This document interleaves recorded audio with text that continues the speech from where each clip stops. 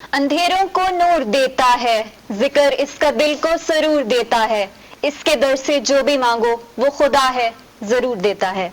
السلام علیکم ناظرین، میں کنزہ ممتاز عباسی آپ کو 7 نیوز کی خصوصی رمضان ٹرانسمیشن رمضان احساس کے ساتھ میں ایک بار پھر سے خوش آمدید کہتی ہوں۔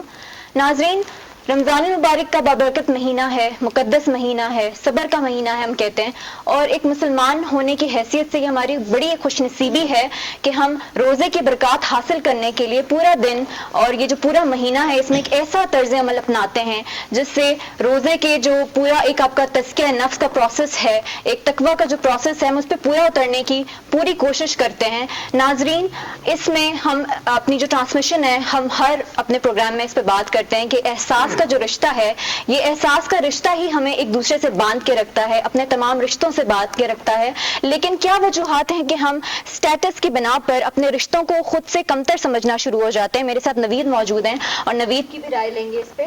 نوید، آپ سے یہ بھی جانیں گے کہ آپ رمضان المبارک کی جب ہم بات کرتے ہیں تو بہت سے ہم آج کل دیکھیں تو ہم ایسے بہت سی معاشرتی بدحالیوں کا شکار ہیں۔ آپ دیکھ لیں منافع خوری، ذخیرہ اندوزی، اس کے علاوہ اگر دوسری طرف ہماری اکانومی کی بات کریں تو ہفتہ وار شرح جو ہے مہنگائی کی وہ 50% تک پہنچ گئی ہے، تو کیا آپ کے خیال میں کیا حکمت عملی جو ہے اپنانی چاہیے؟ دیکھیں، یہ بہت ہی ایک تو یہ ہے کہ میرے خیال سے یہ ایسا ماہ ہے جس میں ابھی ہم رحمت کے عشرے میں موجود ہیں، اور سب سے اہم آج میں بلکہ جو جتنے میرے ساتھ مہمان بیٹھے ہیں ان سے بھی ڈسکس کروں گا اور جو سننے اور دیکھنے والے ہیں کہ آج رمضان سے یعنی روزہ افطاری سے چند یعنی آپ منٹس پہلے میں نے دیکھا ایک انتہائی خطرناک ایکسیڈنٹ، اور ظاہر ہے ہم روزے کا مطلب یہ ہے کہ آپ نے صبر کرنا ہے، رکنا ہے، لیکن روزے کی حالت میں بھی ہم دیکھتے ہیں کہ روزہ افطار کرنے سے 5-10 منٹ پہلے کی ہم اگر دیکھیں سچویشن تو ہمارے ہاں برداشت کا وعدہ بالکل ہی نظر نہیں آتا۔ آپ کسی اشارے میں جائیں، کسی اشارے میں آپ رکتے نہیں ہیں، یعنی ایک تو ہم قانون کو فالو نہیں کرتے، دوسرا یہ ہے کہ آپ اگر افطاری کے وقت بھاگنا ہے، آپ نے افطاری کرنا ہے روزہ، لیکن وہ بڑی خطرناک صورتحال میں نے وہاں پہ دیکھی۔ دوسری بات بالکل اس طرح ہے، آپ بالکل ٹھیک کہہ رہی ہیں کہ ظاہر ہے اس وقت رمضان ہے، ہم یہ دیکھ رہے ہیں کہ سب سے زیادہ زکوٰۃ بھی دی جاتی ہے، سب سے زیادہ اس وقت مانگنے والے بھی آپ کو نظر آئیں گے، پروفیشنل نظر آئیں گے، جو حقدار ہیں جو گھروں میں بیٹھے ہوئے ہیں وہ آج بھی پریشان نظر آتے ہیں۔ تو ایک تو یہ ہے کہ ہمیں یہ تو احساس ہم نے رکھنا ہے، اپنے گھر سے شروع کرنا ہے، اپنے عزیز و اقارب سے شروع کرنا ہے، اور پھر ہماری اسٹیٹ کو بھی یہ دیکھنا ہوگا کہ ان لوگوں تک کیسے پہنچا جائے جو واقعی حقدار ہیں اور جو گھر باہر نہیں آتے۔ آج آپ دیکھتے ہیں کہ آٹے کی لمبی لمبی لائنیں ہیں، اور ابھی تک جو بتایا بھی جا رہا ہے تقریباً 8 سے 10 افراد جو ہے وہ آٹے کی لگنے میں ہی ہم دیکھتے ہیں کہ وہ دم توڑ چکے ہیں۔ یہ تو صورتحال ہے، لیکن اس سب سے یعنی اس ماہ میں ہم یہ دیکھ رہے ہیں کہ یہ ایسا ماہ ہے جس میں ہم نے سیکھنا ہے، ہم نے اس کی جو مشق کرنی ہے اس کو آگے لے کے کیسے چلنا ہے۔ تو ظاہر اس پروگرام میں ہمارے ساتھ ایک خوبصورت گلدستہ ہوتا ہے، ہم تمام مکاتب فکر کے لوگوں کو بلاتے ہیں کہ رمضان میں ہمیں ہمارے نوجوانوں کو کیسے روزے کی حالت میں ہونا چاہیے، ان کو کیا سیکھنا چاہیے، ہمارے بڑوں کو، ہمارے گھر میں بیٹھے ہوئے خواتین کو، بچوں کو کیسے ہونا چاہیے۔ تو اس حوالے سے اگر میں انٹروڈکشن کرواتا چلوں تو میرے ساتھ علامہ پیر سید جہانگیر سعیدی صاحب موجود ہیں، ان سے ہم جاننے کی کوشش کریں گے کہ رمضان کے حوالے سے جو پہلا عشرہ ہے اور اسپیشلی اگر ہم دیکھیں تو رمضان میں ہم کیا سیکھتے ہیں اور 11 ماہ میں ہم امپلیمنٹ کیوں نہیں کرتے۔ میرے اگر میں بائیں دائیں دیکھوں تو میرے ساتھ ڈاکٹر صاحب بیٹھے ہوئے ہیں، عارف خان صاحب جو کہ ایچ او ڈی ہیں پیمز میں آئی ڈپارٹمنٹ کے، ان سے ہم جانیں گے اس وقت مختلف طرح کی بیماریاں بھی عروج پہ ہیں، اور رمضان میں کیونکہ ڈاکٹر اور رمضان کا روزے کا بڑا گہرا تعلق ہوتا ہے۔ ان کے ساتھ تشریف رکھتے ہیں خلیل احمد ڈوگر صاحب جن کے چائلڈ رائٹس پہ بڑا کام ہے، اگر ہم اوورال دیکھیں ان کی ایجوکیشن، اس کے ساتھ ان کی ہیلتھ، ٹوبیکو کے بڑا کام ہے ان کا، بچوں کے لیے انہوں نے بڑا کام کیا۔ ان سے بات کوشش کریں گے کہ اس وقت صورتحال کیا ہے، رمضان میں ہمیں اسپیشلی کیا کرنا چاہیے، اور تمام اسٹیک ہولڈرز کو مل بیٹھ کے جو مختلف طرح کے مسائل ہیں پاکستان میں، یعنی آپ جس چیز میں بھی ہاتھ اٹھائیں گے آپ کو ایک سے ایک بڑا ایشو نظر آئے گا۔ بالکل، اور یہ پوری سول سوسائٹی کو اس میں ہمیں انوالو کرنا چاہیے، اس میں کسی ایک بندے کی رسپانسبلٹی نہیں ہے بلکہ ہم سب کو مل کے ہمارا جو یہ اسلامی معاشرہ ہے اس کو ایک اچھی طرح سے تشکیل دینا ہوگا۔ بالکل، ہمارے ساتھ ایک طرف حامد علی حبیبی صاحب موجود ہیں، نعت کی سعادت ان سے حاصل کریں گے، اور ابھی ہم چلتے ہیں ہمارے ساتھ قاری ہیں، قاری مرزا زین علی بیگ جو جن سے ہم تلاوت کلام پاک کی سعادت حاصل کرتے ہیں، پھر ان سے ذرا گفتگو بھی کریں گے۔ جی قاری مرزا زین علی بیگ.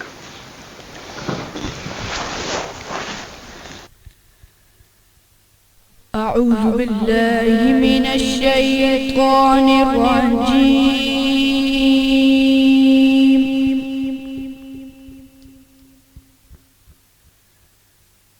بسم الله الرحمن الرحيم.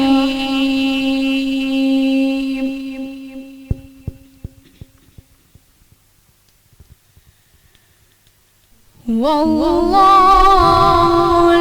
الذي لا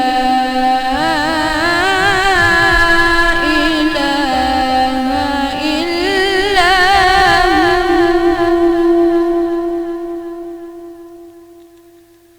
عالم الغيب والشهادة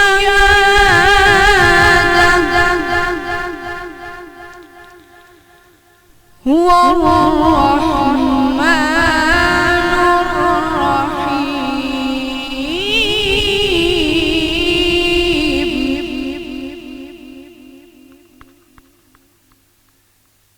بسم الله الرحمن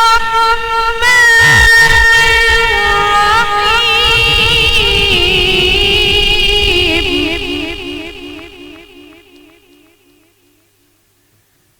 هو الله الذي لا إله إلا هو عالم الغيب والشهادة هو الرحمن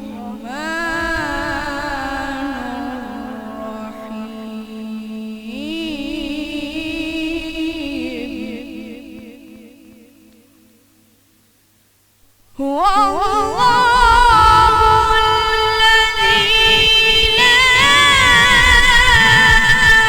إلا هو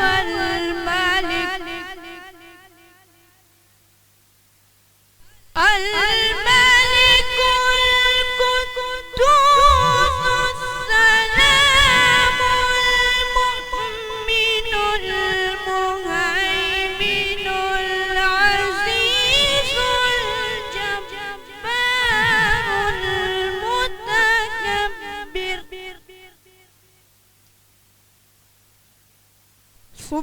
سبحان الله عما يشركون.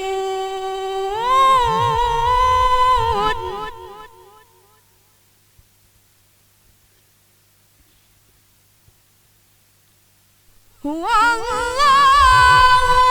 الخالق البارئ المصور له الأسماء الحسنى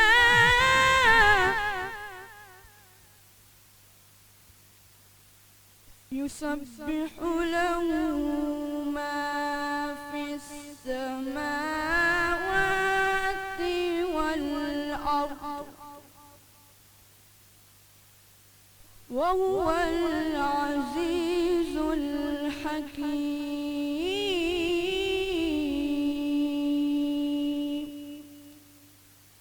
صدق الله العظيم. جزاک اللہ. ماشاء اللہ. یہ آپ اس بچے سے ذرا جاننے کی بھی کوشش کرتے ہیں. بیٹا آپ کی عمر کیا ہے اور بتائیں رمضان کیسا گزر رہا ہے آپ کو اور کتنا ٹائم لگتا ہے؟ آپ کب سے تلاوت کر رہے ہیں اور کیا کسی اکیڈمی سے سیکھ رہے ہیں یا گھر میں کچھ سکھا رہے ہیں؟ 14 سال عمر ہے. 14 سال عمر ہے. اور زیادہ گھر میں اسٹڈی کرتے ہو؟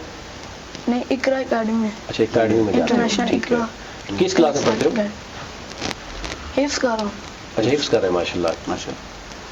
اور بہن بھائی بھی آپ کے حفظ کر رہے ہیں یا صرف آپ اپنے بہن بھائیوں میں؟ بہن بھی کر رہی ہے. اچھا اچھا، بہن بھی کر رہی ہے. تو آپ لوگ ساتھ میں مشق کرتے ہیں یا جس طرح آپ کی جو ریاضت ہوتی ہے وہ ساری میں اکیلا کرتا اکیلے کرتے ہیں؟ اچھا اچھا. ماشاءاللہ جی، بہت پیاری آواز ہے بچے کی، اور یہ عمر ہے، اور یہی ایک ہوتا ہے کہ جب بچوں کو آپ صحیح ڈائریکشن پہ ڈالیں گے تو ڈیفینیٹلی پھر وہ علامہ صاحب ہم باقاعدہ پروگرام کا آغاز کرتے ہیں، اس سے بعد نعت کی طرف جائیں گے. رمضان ایک تو ہمارا اپنا تھیم ہے رمضان احساس کے ساتھ. دوسرا یہ جو ابھی ہم نے بات بھی کی، میں نے ذاتی طور پر آج دیکھا کہ روزے سے چند منٹس پہلے ہم دیکھ رہے ہیں کہ پورے ہمیں افراتفری نظر آ رہی ہوتی ہے، اشارے پہ ہم رکنا نہیں چاہتے، پتہ نہیں کہاں جانا چاہتے ہیں، ایکسیڈنٹس ہوتے ہیں، مطلب بے حسی سے نظر آتی ہے. کیا کہیں گے کہ اس ماہ میں ہمیں کیا سیکھنا ہے، اور پھر اس کو ہم اگلے 11 ماہ تک ہم دیکھتے ہیں کہ ان میں بھی ڈالا جائے، لیکن یہ صورتحال ابھی بھی نظر آ رہی ہے ہمیں. بسم اللہ الرحمن الرحیم. نوید صاحب، میں آپ کا بہت شکریہ ادا کرتا ہوں اور آپ کے چینل کا، اور میں سمجھتا ہوں کہ ہم سب کے لیے خوش نصیبی ہے کہ اس مقدس مہینے میں ہمیں بیان کرنے کی سعادت نصیب ہو رہی ہے اور ہمارے ناظرین کو سننے کی سعادت نصیب ہو رہی ہے.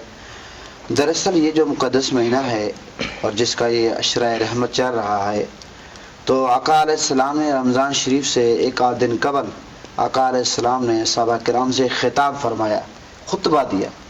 آقا علیہ السلام نے فرمایا، لوگوں ایک مقدس مہینہ آنے والا ہے جس کے نفل جو ہیں فرض کے برابر ہیں اور فرض جو ہیں 70 فرض کے برابر ہیں.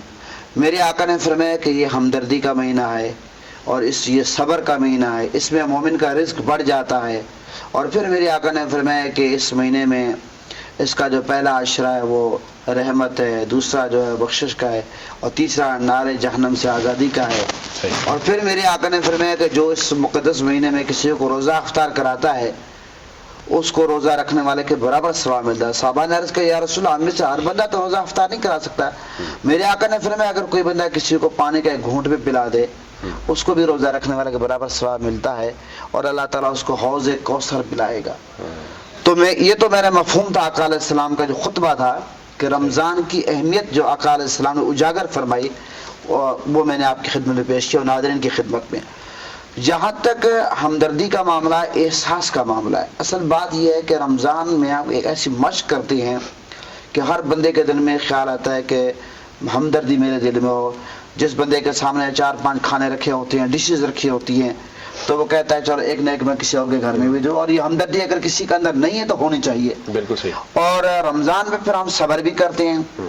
دیکھیں آپ، یہ تو اس لیے تو آقا علیہ السلام نے فرمان ہے، حدیث قدسی ہے کہ اللہ تعالیٰ فرماتا ہے کہ روزے کی جزا میں خود دیتا ہوں. روزہ میرے لیے، حالانکہ تمام عبادتیں اللہ کے لیے، لیکن اللہ نے اسپیشل یہ فرمایا کہ روزہ میرے لیے. کیوں نوید صاحب؟ بات اصل میں یہ ہے کہ روزے میں ریاکاری نہیں ہے، دکھاوا نہیں ہے. آپ کے فریج میں فروٹ رکھا ہوا ہے، آپ بند کمرے میں اکیلے بیٹھے ہیں، اللہ کے علاوہ آپ کو کوئی نہیں دیکھ رہا، دسترخوان پہ نعمتیں موجود ہیں، شدید آپ کو پیاس ہے، کھانے کی طلب ہے، فروٹ رکھے ہو، کھانے کو جی چاہ رہا ہے، لیکن خوف خدا آپ کو ہاتھ نہیں بڑھانے دیتا. تو اس لیے میں یہ سمجھتا ہوں، اس لیے اللہ فرماتا ہے کہ میں اس کی جزا دیتا ہوں. اور دوسری بات یہ کہ روزے میں ریاکاری نہیں ہے. نماز آپ پڑھتے ہیں، لمبے سجدے کریں، لمبے قیام کریں، رکوع ہو سکتا ہے کوئی کہہ دے اتنا بڑا نمازی ہے.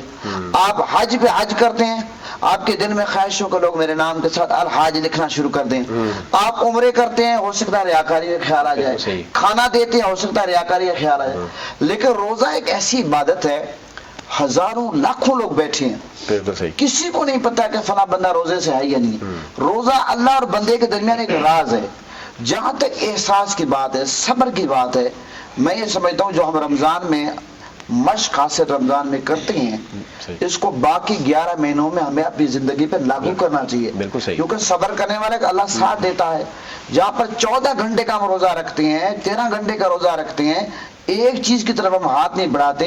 اور پھر آپ یہ دیکھیں کہ جب اللہ تعالیٰ کے حکم پر حلال طیب پاکیزہ چیزیں ہم کھانا چھوڑ دیتے ہیں، تو پھر ہمیں یہ بھی سوچنا چاہیے باقی 11 مہینے میں جن چیزوں کو اللہ نے حرام کیا، وہ سود ہو، وہ رشوت ہو، وہ جناب عالی جھوٹ ہو، کس بیانی ہو، غیبت ہو، چغل خوری، تمام کی تمام چیز جن کو اللہ نے حرام کرا دیا بالکل، اور شدید جن کو گناہ کرا دیا گیا ہے، یہ باقی چیزیں ہم کیوں باقی 11 مہینے میں کرتے ہیں؟ اگر ہم رمضان کو صحیح معنی اپنی زندگی پر لاگو کریں تو میں یہ سمجھتا ہوں کہ رمضان سے بڑا فائدہ اٹھا سکتے ہیں۔ بالکل صحیح ہے۔ میں اس میں مزید ہم ڈیٹیل میں جی سب آپ کی طرف آئیں گے۔ ایک تو چودھری خادم علی مولانا صاحب نے وہاں جوائن کیا ہے، وہ اگر ہم ان کے فری لیگل ایڈ کی ہم بات کریں تو یعنی عوام کو جہاں کہیں بھی مسائل ہوتے ہیں وہاں پر وہ فری جسٹس کے حوالے سے وکلاء کی بڑی ٹیم ہے ان کے پاس، پھر سوشل ورکر ہیں۔ ایک تو یہ خود ٹیلی ویژن سے وابستہ ہے، لیکن اس کے ساتھ ساتھ جو ان کا دوسرا رخ ہے آج عوام کے سامنے وہ بھی رکھیں گے۔ نعت کی طرف چلتے ہیں، نعت کی سعادت ہم حاصل کریں گے۔ حامد علی حبیبی صاحب ہمارے ساتھ موجود ہیں، ان سے اور اس کے بعد باقاعدہ طور پر پروگرام کا جو ہے وہ آغاز بھی کرتے ہیں اور ہم جو باقی جو مہمان ہیں ان سے بھی گفتگو کرتے ہیں۔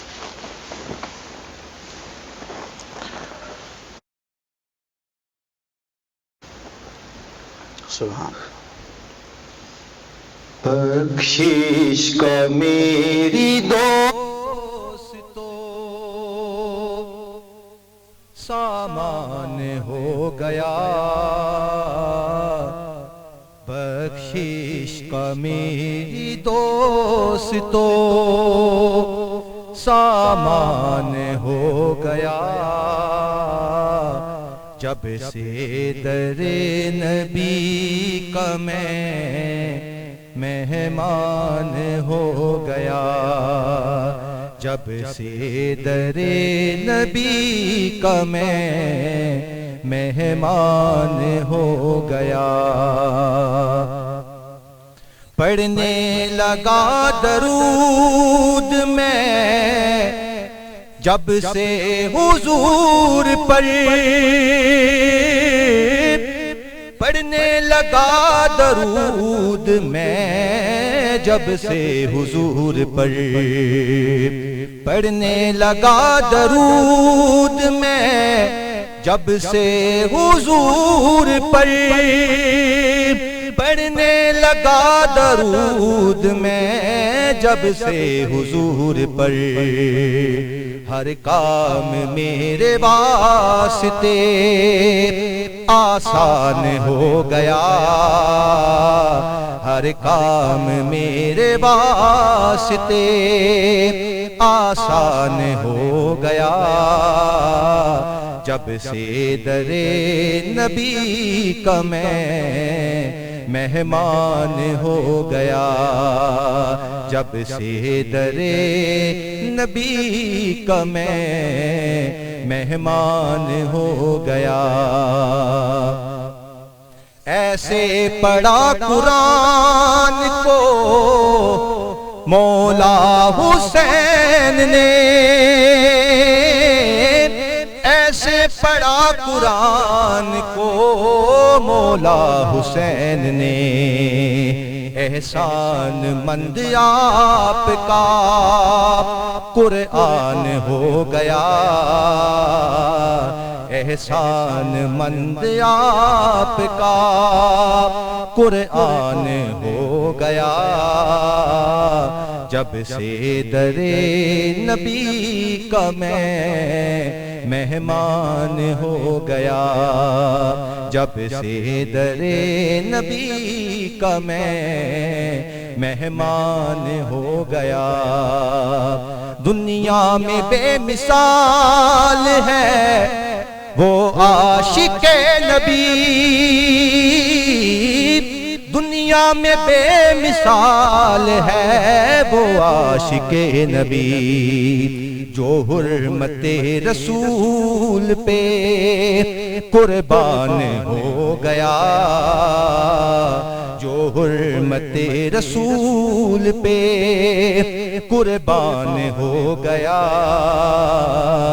جب سے در نبی کا میں مہمان ہو گیا، بخشش کا میری دوستو سامان ہو گیا، جب سے در نبی کا میں مہمان ہو گیا۔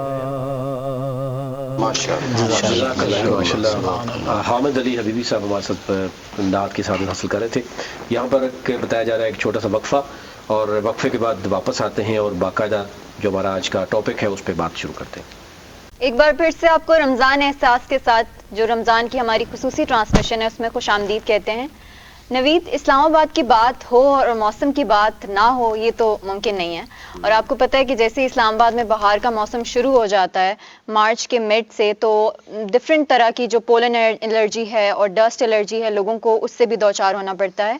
लेकिन हमारे साथ यहाँ पे डॉक्टर आरिफ भी मौजूद हैं, उनसे भी इस बारे में बात करेंगे।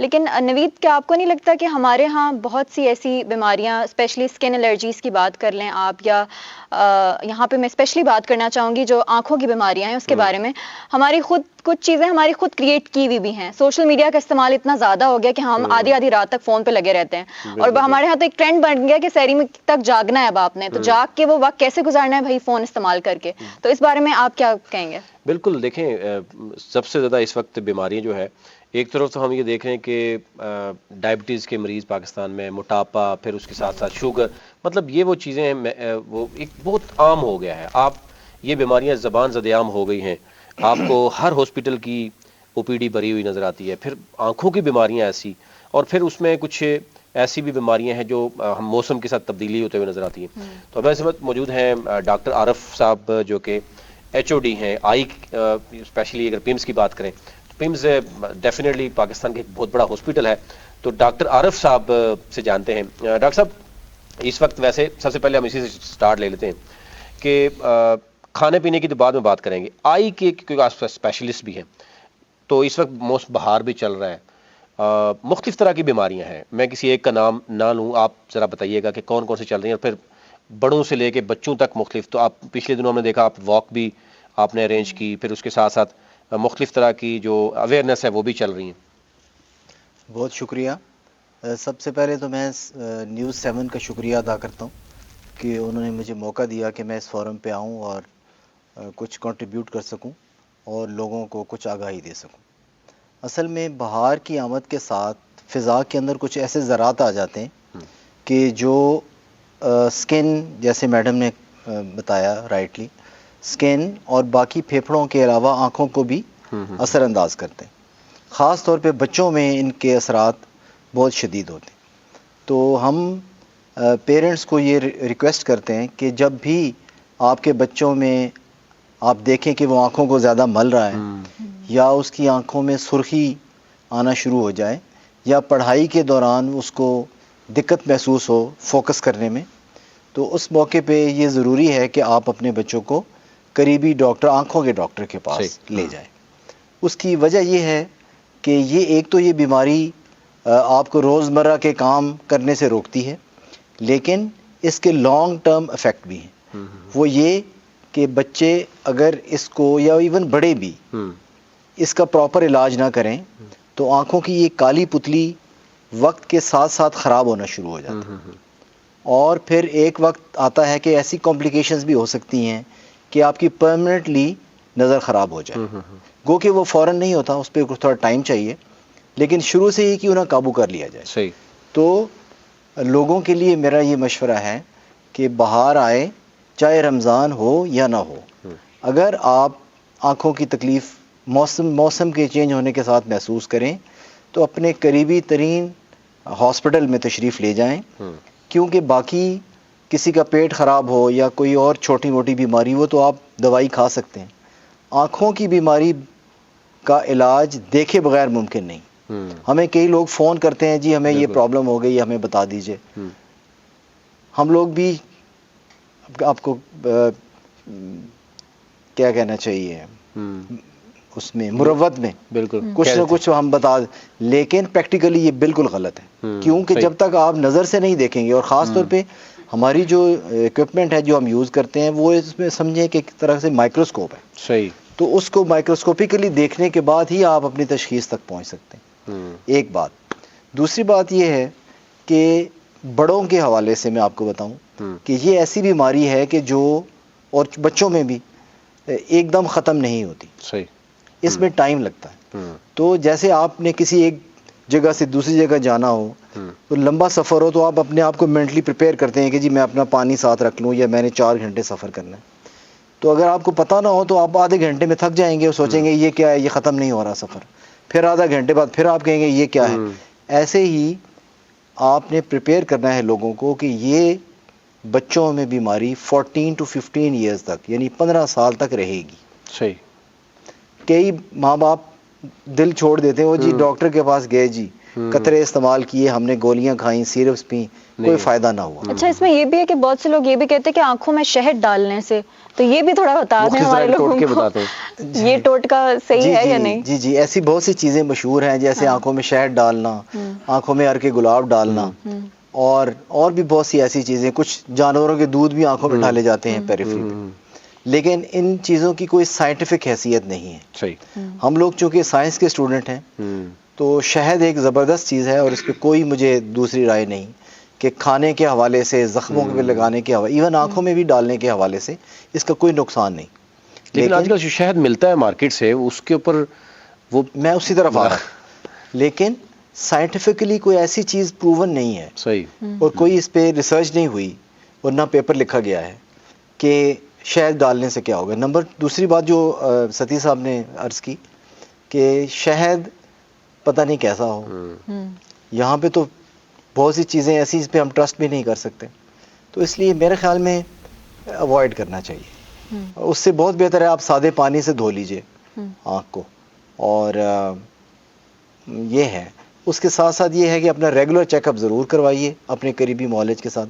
ہمارے Pakistan institute of medical sciences میں بہت اچھا انتظام ہے, اور جو ہمارے اس ایریا کے لوگ ہیں اگر وہ پروگرام دیکھ رہے ہیں تو آپ ضرور ہمارے ہاسپٹل تشریف لائیے اور ہمیں خدمت کا موقع دیں. ٹائمنگز کیا ہیں اور کیا کس طرح کی بیماریوں کا علاج ہے؟ آئز کی تمام تر؟ جی آج آئز کی تمام تر بیماریوں کا علاج ہے. انٹیریئر سیگمنٹ, پوسٹیریئر سیگمنٹ, جو بھی چیز ہو ہم اس کو پہلے تشخیص میں مدد دیتے ہیں, اور ایک دفعہ تشخیص ہو جائے جو چیز ادھر ہمارے پاس پاسبل ہو ہم اس کو وہ کرنے کی کوشش کرتے ہیں. اور جو کچھ بعض اوقات کئی اکوپمنٹ ہمارے پاس نہیں ہوتے کسی چیز کے یا پاسبلٹی نہیں ہوتی, تو اس صورت میں ہم بہت سے ہاسپٹل سے ہمارا رابطہ ہے, تو کولیبریٹ کر کے ہم مریض کے مسئلے کو حل کرنے کی کوشش کرتے ہیں. بالکل دوبارہ آپ کی طرف آئیں گے, لیکن ہمارے ساتھ خلیل احمد ڈوگر صاحب موجود ہیں جو کہ سوشل ویکٹر بھی ہیں, ایک تنظیم, ایک این جی او کو بھی دیکھتے ہیں. چائلڈ رائٹس پہ بڑا کام کیا خلیل صاحب.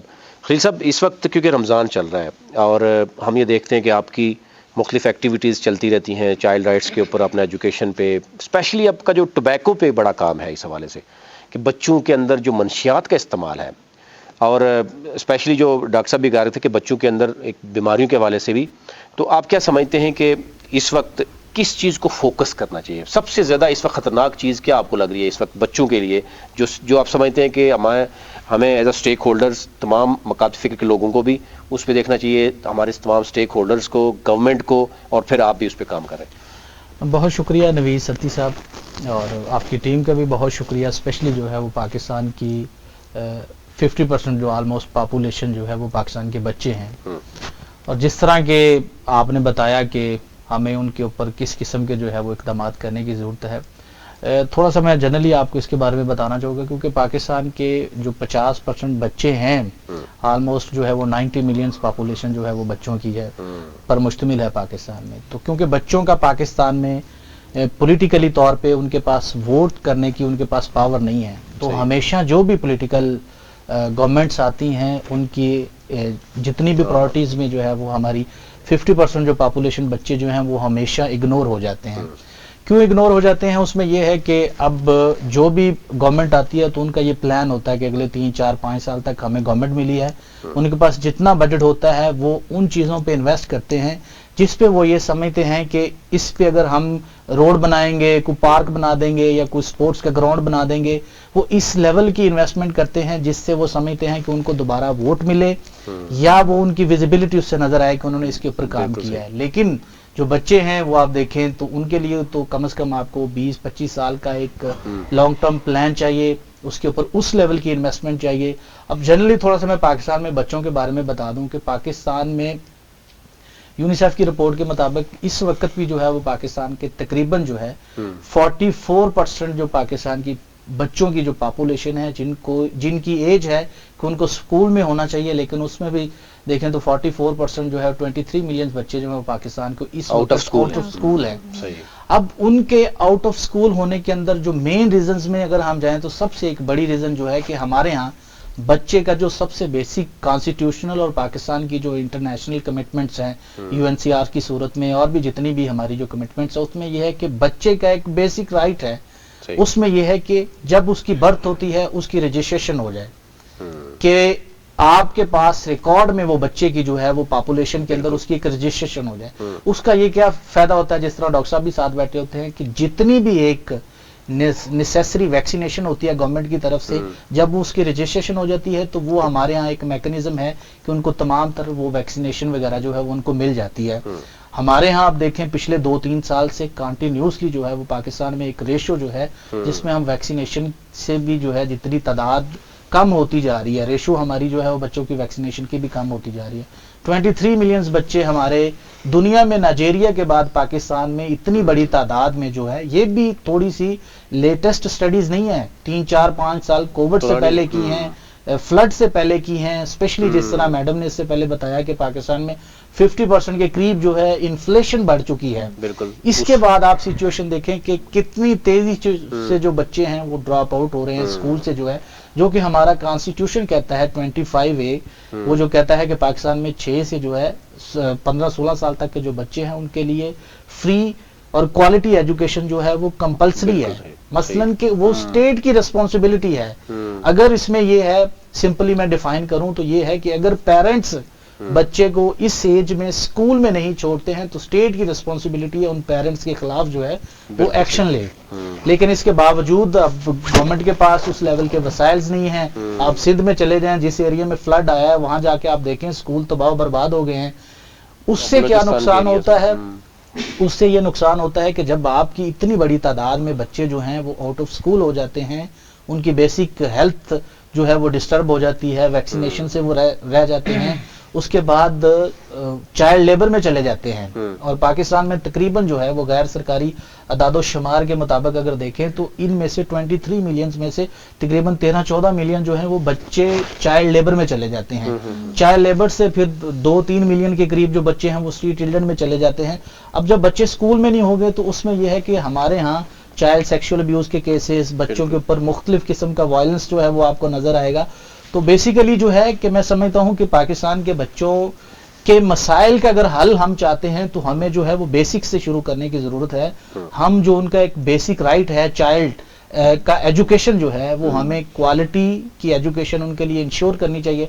अब जब बच्चे स्ट्रीट चिल्ड्रंस पे आ जाते हैं, इस किस्म का वायलेंस का शिकार हो जाते हैं, फिर स्पेशली उनके साथ चाइल्ड सेक्सुअल अब्यूज के केसेस जो है वो आजकल स्पेशली मीडिया को इसको क्रेडिट जाता है, सोशल मीडिया को इसका क्रेडिट जाता है कि अब ये जो केसेस रिपोर्ट होना शुरू हो गए हैं।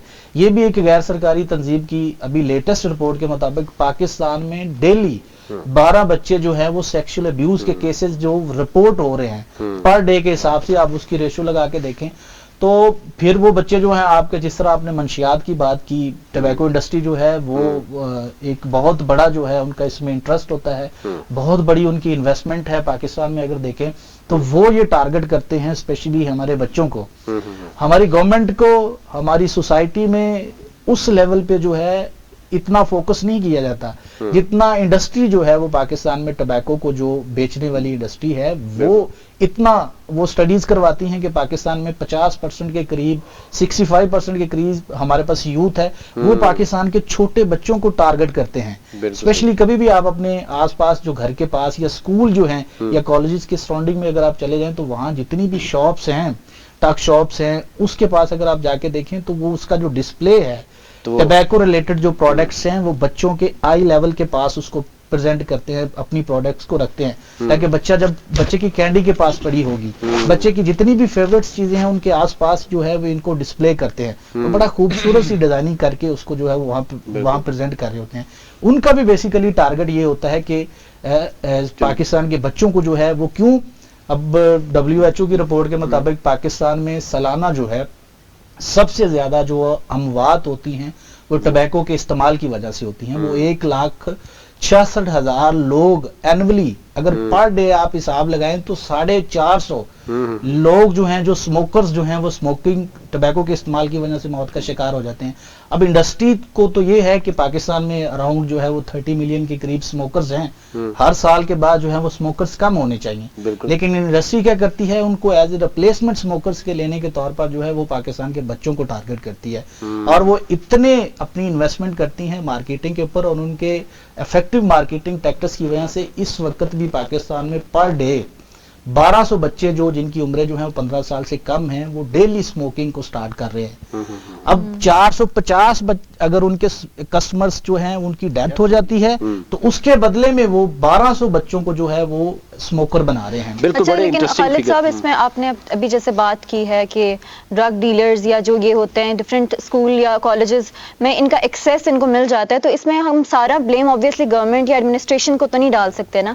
بیسک ٹریننگ کی جب ہم ہمیشہ نوید بات کرتے ہیں تو وہ آپ کے گھر سے شروع ہوتی ہے, تو اس بارے میں آپ کیا کہیں گے کہ مطلب کس طریقے سے ہم اس جو یہ ٹیررزم ہے یا ہمارے بچے جو ہے ٹیررسٹ آرگنائزیشنز کا بھی حصہ بن جاتے ہیں اکثر. پھر یہ ہے کہ ڈفرینٹ جو چیزیں ہوتی ہیں جیسے پولیٹیکل نیپوٹزم جب وہ دیکھتے ہیں, پھر الٹریسی ہے, پاورٹی ہے, تو یہ سارے فیکٹرز مل کے ہماری جو یوتھ ہے ان پہ بڑا ایک برا امپیکٹ ڈالتے ہیں. تو ایز اے سوسائٹی ہم کیسے اس کے ساتھ جو ہے ڈیل کر سکتے ہیں؟ جی بالکل, اس کے جو ہے وہ ہر لیول پہ ہمیں کام کرنے کی ضرورت ہے. ایک تو سب سے پہلے اویئرنیس کی ضرورت ہے. ہمارے ہاں سوسائٹی میں پیرنٹس خود, ہم نے آبزرو جا کے کیا کہ والدین اپنے بچوں کو بھیج رہے ہوتے ہیں, جائیں فلان دکان پہ چلے جائیں, اس کو جا کے کہیں کہ 3 سگریٹ جو ہیں وہ مجھے دے دیں. بچے لے کے آ رہے ہوتے ہیں, سم ٹائم پیرنٹس خود کہہ رہے ہوتے ہیں کہ یار یہ سگریٹ لگا کے مجھے دے دیں. آپ لوگوں نے بھی آبزرو کیا ہوگا. لیکن جس طرح آپ نے پہلے کہا, میں پھر اسی پوائنٹ پہ آؤں گا کہ سب سے پہلے اسٹیٹ کی ریسپانسبلٹی ہے. اب اسٹیٹ نے ایک قانون بنایا ہوا ہے کہ پاکستان میں 18 سال سے کم جو بچے ہیں ان کے لیے لوز سگریٹ یا پیکٹ جو ہے وہ سیل پہ بین ہے.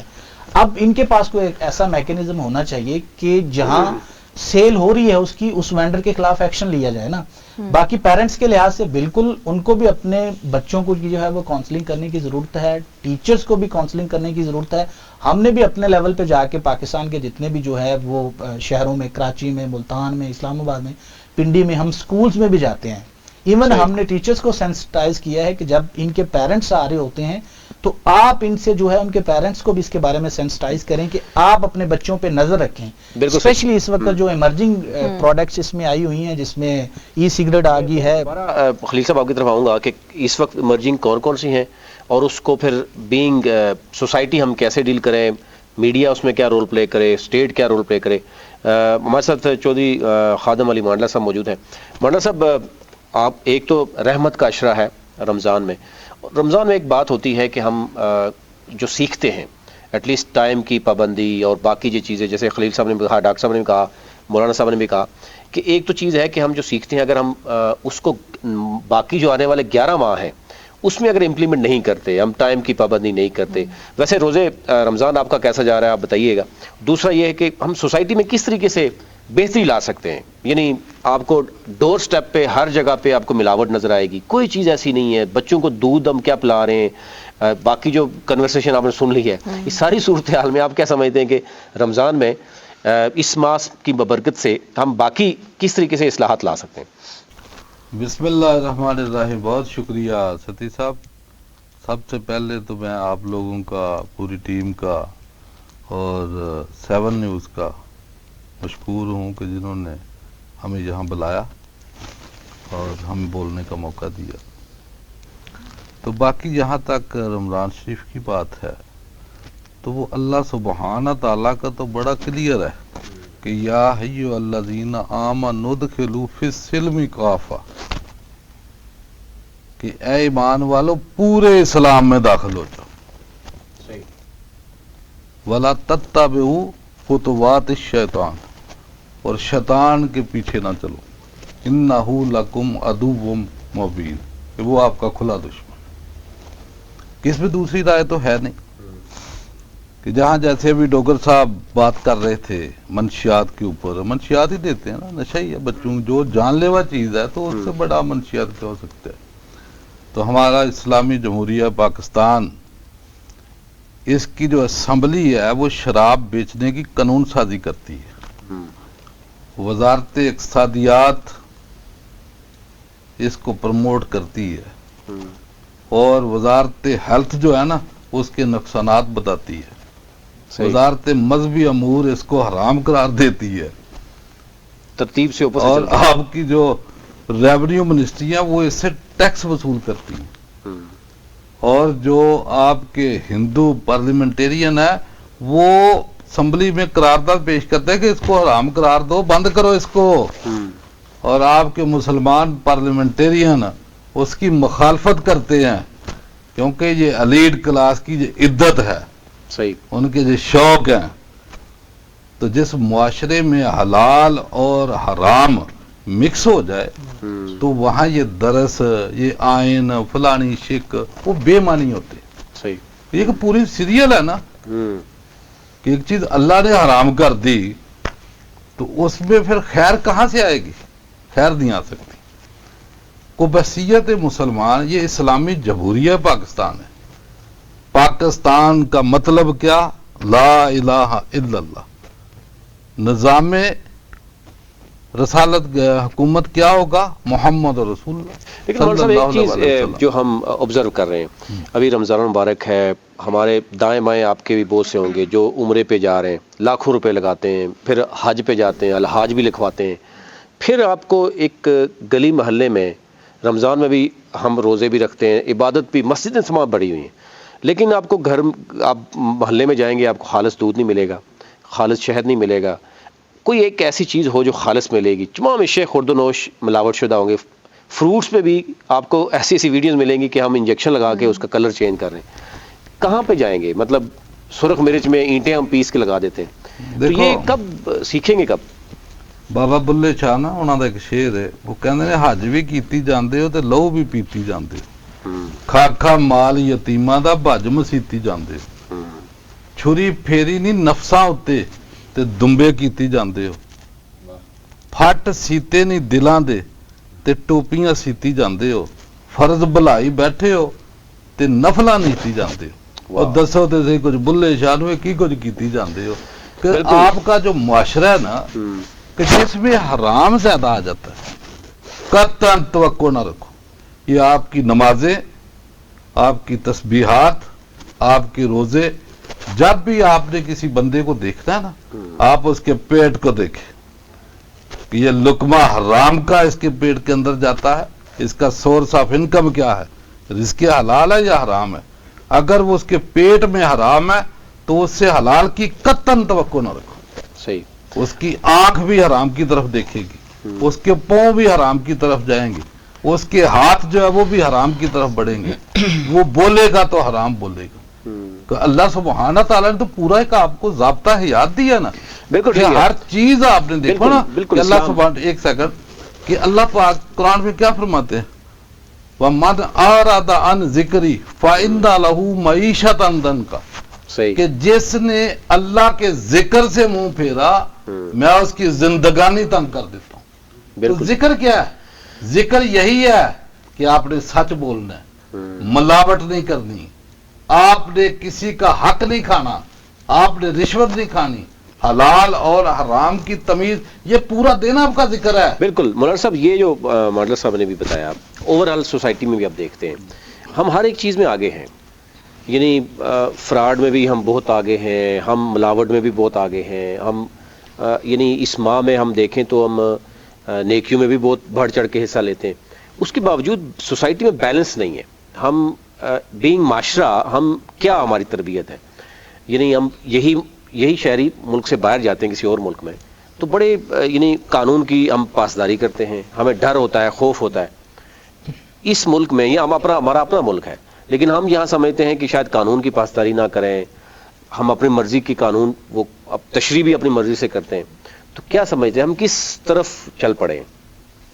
دیکھیے میں عرض کروں گا کہ اشفاق احمد صاحب سے کسی نے پوچھا ہے کہ مومن اور مسلمان کا فرق کیا ہے۔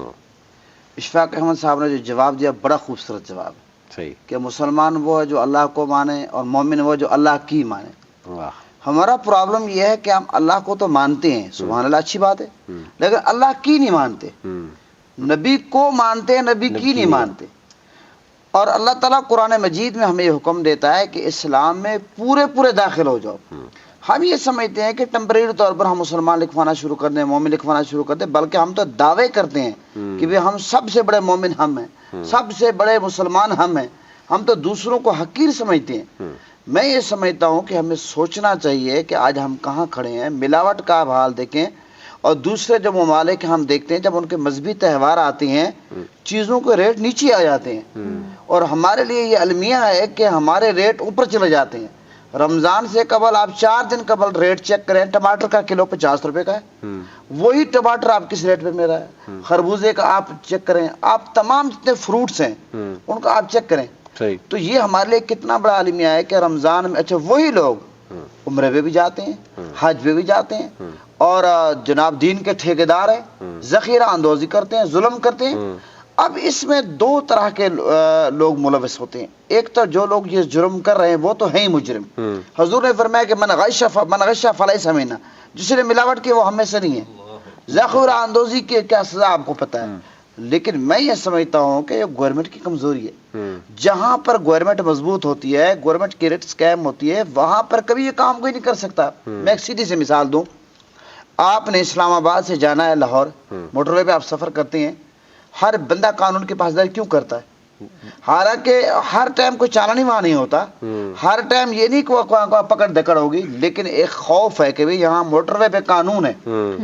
आप मुझे अब ये बताएं, यहाँ इस्लामाबाद में लोग कानून की पासदारी नहीं करते, इशारे तोड़ देते हैं, और इस चीज़ का ख्याल नहीं था। क्यों? उनको पता है कि यहाँ भाई पुलिस वाले को हम बात कर देंगे, फला का फ़ोन पर बात करवा देंगे, ये कर देंगे। दरअसल जहाँ कानून मजबूत होता है वहाँ किसी माई के लाल की जरूरत नहीं कि वो ऐसा करे। ये दरअसल ये गवर्नमेंट को सोचना चाहिए। अब मुझसे एक टीवी एंकर ने सवाल किया था एक प्रोग्राम में पिछली रात कि जनाब गवर्नमेंट हर जगह तो नहीं पहुँच सकती। मैंने कहा जब गवर्नमेंट का कानून मजबूत होता है तो गवर्नमेंट बेशक वहां ना पहुंचे, वो कानून की इतनी पावर होती है कि कानून अपना रास्ता खुद अपनाता है और बंदे पर कानून की तलवार लटक रही होती है। वो खुद ये जो आपने फरमाया कि बहर जब हम जाते हैं, अमेरिका में जाते हैं, हम यूके में जाते हैं, हम सऊदी अरब में जाते हैं, वहां के कानून को क्यों फॉलो करते हैं? हमें पता है कि अगर हम पकड़े जाएंगे तो हमें छुड़ाने वाला कोई नहीं है। यहाँ पर प्रॉब्लम यह है कि अगर हमें SHO पकड़ ले, फौरन किसी सियासतदान की कॉल आ जाएगी, ये भी फला सियासतदान का बंदा है, ये फला ऑफिसर का बंदा है। तो जब ये मुल्क में वो जिस तरह हमारे वजीर आजम साहब, साबिक वजीर आजम साहब वजीर आजम बनने से पहले हजरत मौला अली का एक कौल बड़ा बयान करते थे कि कुफर का निज़ाम तो चल सकता है, ना इंसाफी का निज़ाम नहीं चल सकता। हमारे मुल्क में सबसे बड़ा प्रॉब्लम यह है कि यहाँ ना इंसाफी है। गरीब के लिए कानून और है, अमीर के लिए और है। गरीब का चाल चलन, तालीमी मामला, गरीब के लिए हॉस्पिटल, इलाज, हर चीज गरीब मुख्तलिफ है। अच्छा लामा साहब, यहाँ पे मैं सॉरी आपकी बात कर रहा हूँ।